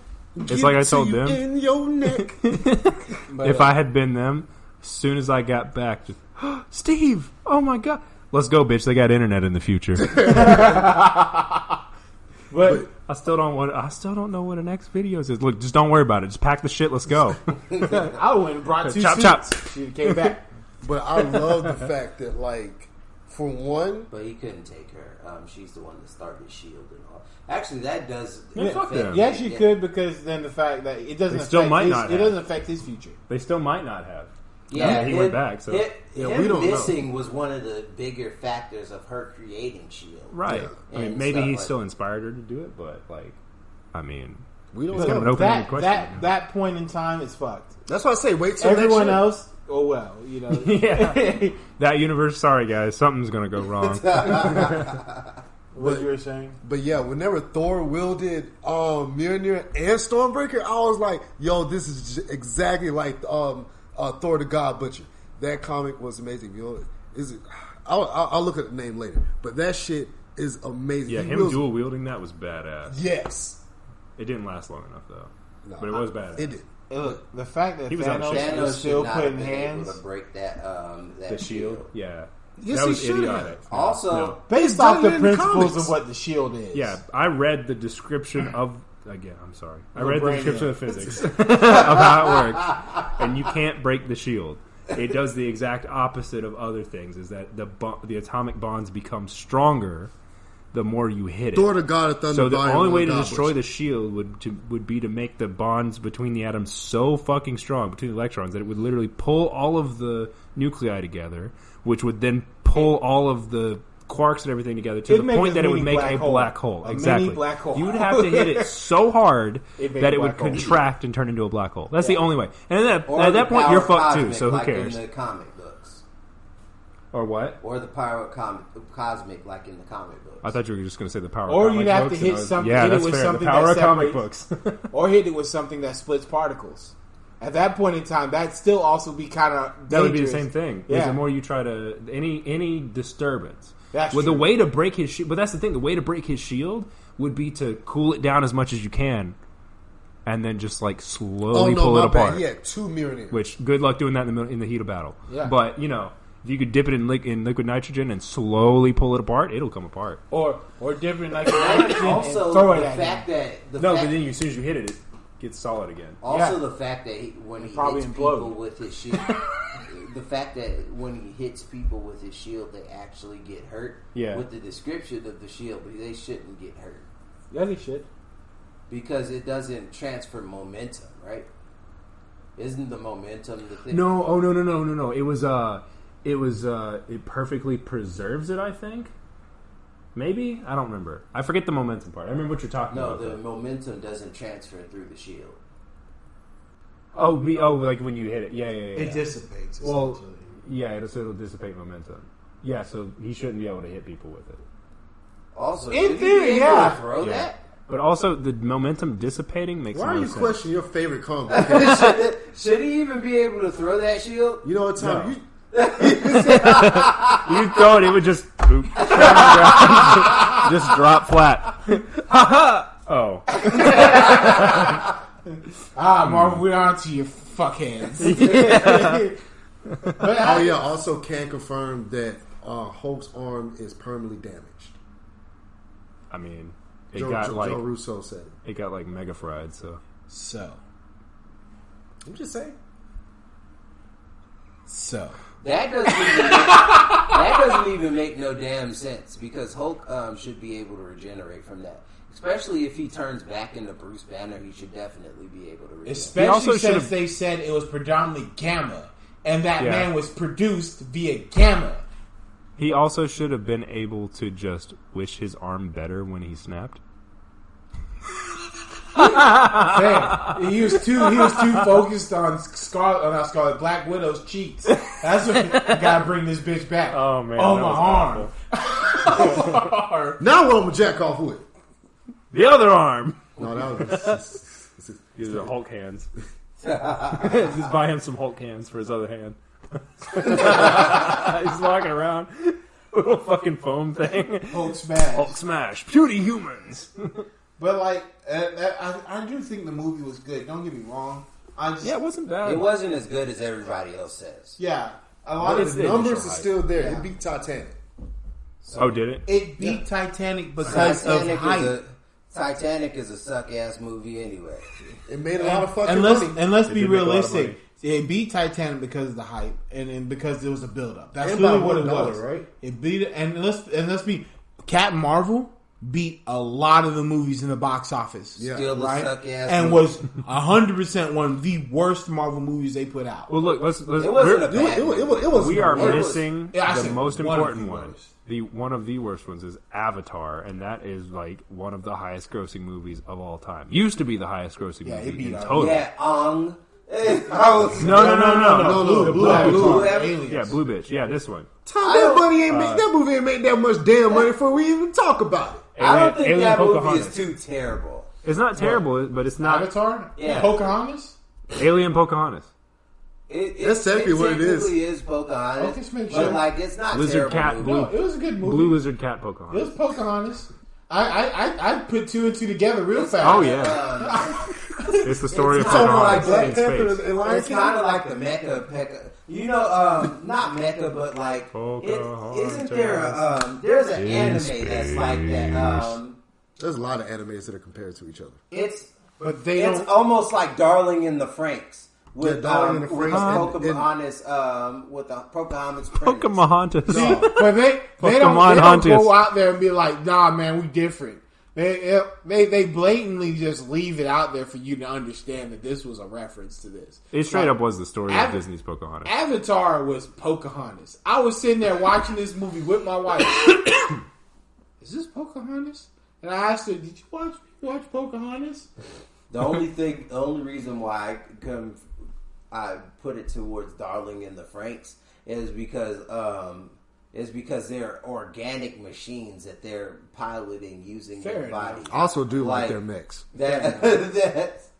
And then it's Pocahontas at the same time. So it's Pocahontas, Darling in the Franxx. Will, what's that one anime where the protagonist is like he's always not turning people down, but like I'm better than you and all that, and it's like Darling in the Franxx, but it's worse in my opinion. Gundam? Wasn't it Gundam? No.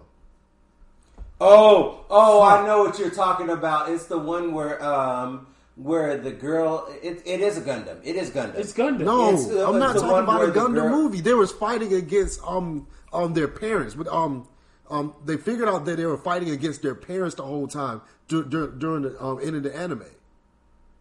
When it was like every day or so or whatever, these alien invaders come to attack us and shit like that, and they turned to find out it was actually the parents trying to save their kids from the monsters. It sounds very familiar. This plot. It sounds very familiar. The protagonist was he always had the attitude that he was always better than everybody else, while the side character was actually one of the best characters. Tokyo Raven? No. Don't look at me. I'm trying to understand. It sounds familiar. There needs to be more detail. I watch so much anime that fits into a lot of stuff. Okay, there's one scene where they go outside the gate where they're told not to go, and they realize they see like books, they see old buildings that's been abandoned. One of the vampire or something like that. No, it's not. It's fucking. The girl get obsessed with a baby book. Is it the one? You know what? It's not the one that. Give me a headache. Let's stop talking about. All right. Well, you guys got anything else to say about Endgame? Final thoughts. Final thoughts on Endgame. Good movie. It was a good movie. Good movie, but they did. Oh yeah, go ahead. Yeah, good movie. I think they could have done. I think if they should learn anything, if they should learn from the past couple movies they've been doing, they putting out with their slow momentum. Like they're not keeping the pace of the movie. Otherwise, I'm looking forward to Phase 4 and seeing Galactus. I can't fucking wait. Either Galactus, dog. Give me Kane the Conqueror. Give me Kane the Conqueror. I foresee us getting Galactus because the fact they got Fantastic Four. Yeah. Give me Kane the Conqueror. Didn't that movie eat shit though?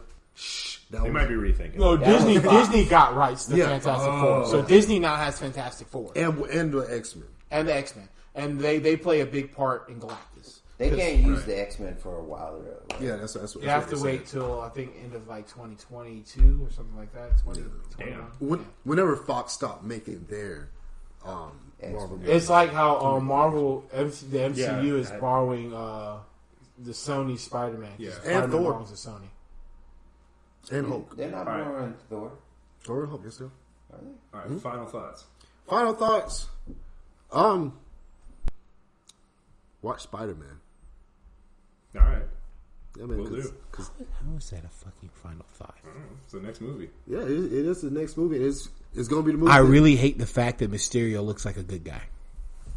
Well, in every aspect. I really hate the fact that Mysterio looks like a good guy. Well, we all know he's not. I really hate the fact that Mysterio. We all know he's not. I really hate the fact that Mysterio looks like a good guy. And also, he is from Earth 833, which is the British universe. I am not happy the fact he looks like a good guy. It's gonna be the Skrulls all over again. All over again. No, I don't think so. It's gonna be the Skrulls all over again. I don't think so. I'm not happy about that. He's fighting what I don't like the fact. He's fighting what he's making. I don't like the fact. Will doesn't read the comics. Like the fact that he looks like a good guy. Will doesn't read the comics. Stick to DC. Jojo Will. can't read. So all right, Tyme. Final thoughts. Out of their 10-year history, I felt like Marvel could have finished stronger. No, but yeah, I can agree with that. But I think this perfectly ended. You're also a fanboy. Yes, very much so.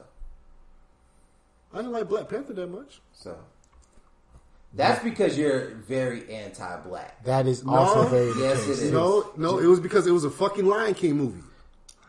JoJo's very anti-black. It was a fucking Lion King. Why? Because they're in the jungle. Is that why? No, because of the whole fighting rights for the king, being in the family, and all that. Oh, okay. Yeah. I'll have to go watch it. Even when Killmonger pushed him over, I thought about Long Live the King. It was very Black Panther is blaxploitation. I heard it wasn't bad. I hated great, the Hulk but it wasn't bad either. Yeah. I feel like the strongest Marvel movies are the ones of the smallest importance, like Ant-Man. I like Winter Soldier. The Wasp. That was a really strong. Captain America movies were really strong. Those were, actually Iron Man, except for the third one, the one with the Mandarin, the fucking Mandarin. Yeah. What the fuck did you do with that character, Marvel? What the fuck? Yeah, where the rings at, Marvel? Yeah, that one could have used some more. They fucked up. Out of a 10 year, it left me out of the 10 years of watching all these movies. It left me wanting. It didn't leave me with closure, basically. Which that's the most important and, thing. I agree. I feel like there was a lot more that they could have done with it, and I don't feel like they dropped the ball. It wasn't as good as I thought it was going to be, but at least with them contradicting themselves at the end, they open themselves up for explanations on how they can change the universe and where these X-Men would be coming from, or where because he actually went back and changed something fundamentally. Yeah, in the Marvel universe. So now you could just be like, this could be the stepping stone to Phase 4. Yeah, now we have. Now there's people here. These people were here all along. Whatever, just because of that small change that he did to the past. Right. Also, Howard the Duck was in the movie. I don't like how Mysterio looks like a good guy. Yeah, Clay Howard was actually in the movie. Podcast over. What your final thoughts? But Clay? I love this. Oh yeah, so I almost forgot to go. I So love this podcast. physics were good up to the end. Other than that, it was pretty good. I was entertained. Very. I had some good popcorn because Will brought seasoning. Yes. Yes. Those are my final thoughts. That was also a long night And too. we carved those into stone, put them on my epitaph, save them for the future. That's We went important home at shit. 4:00. I don't like how Mysterio looks like a good guy in the movie. All right. Not me. All right. Well, someone's shit, so that's our cue to end the podcast. So good night, everyone. Adios. Will you shit? Deuces.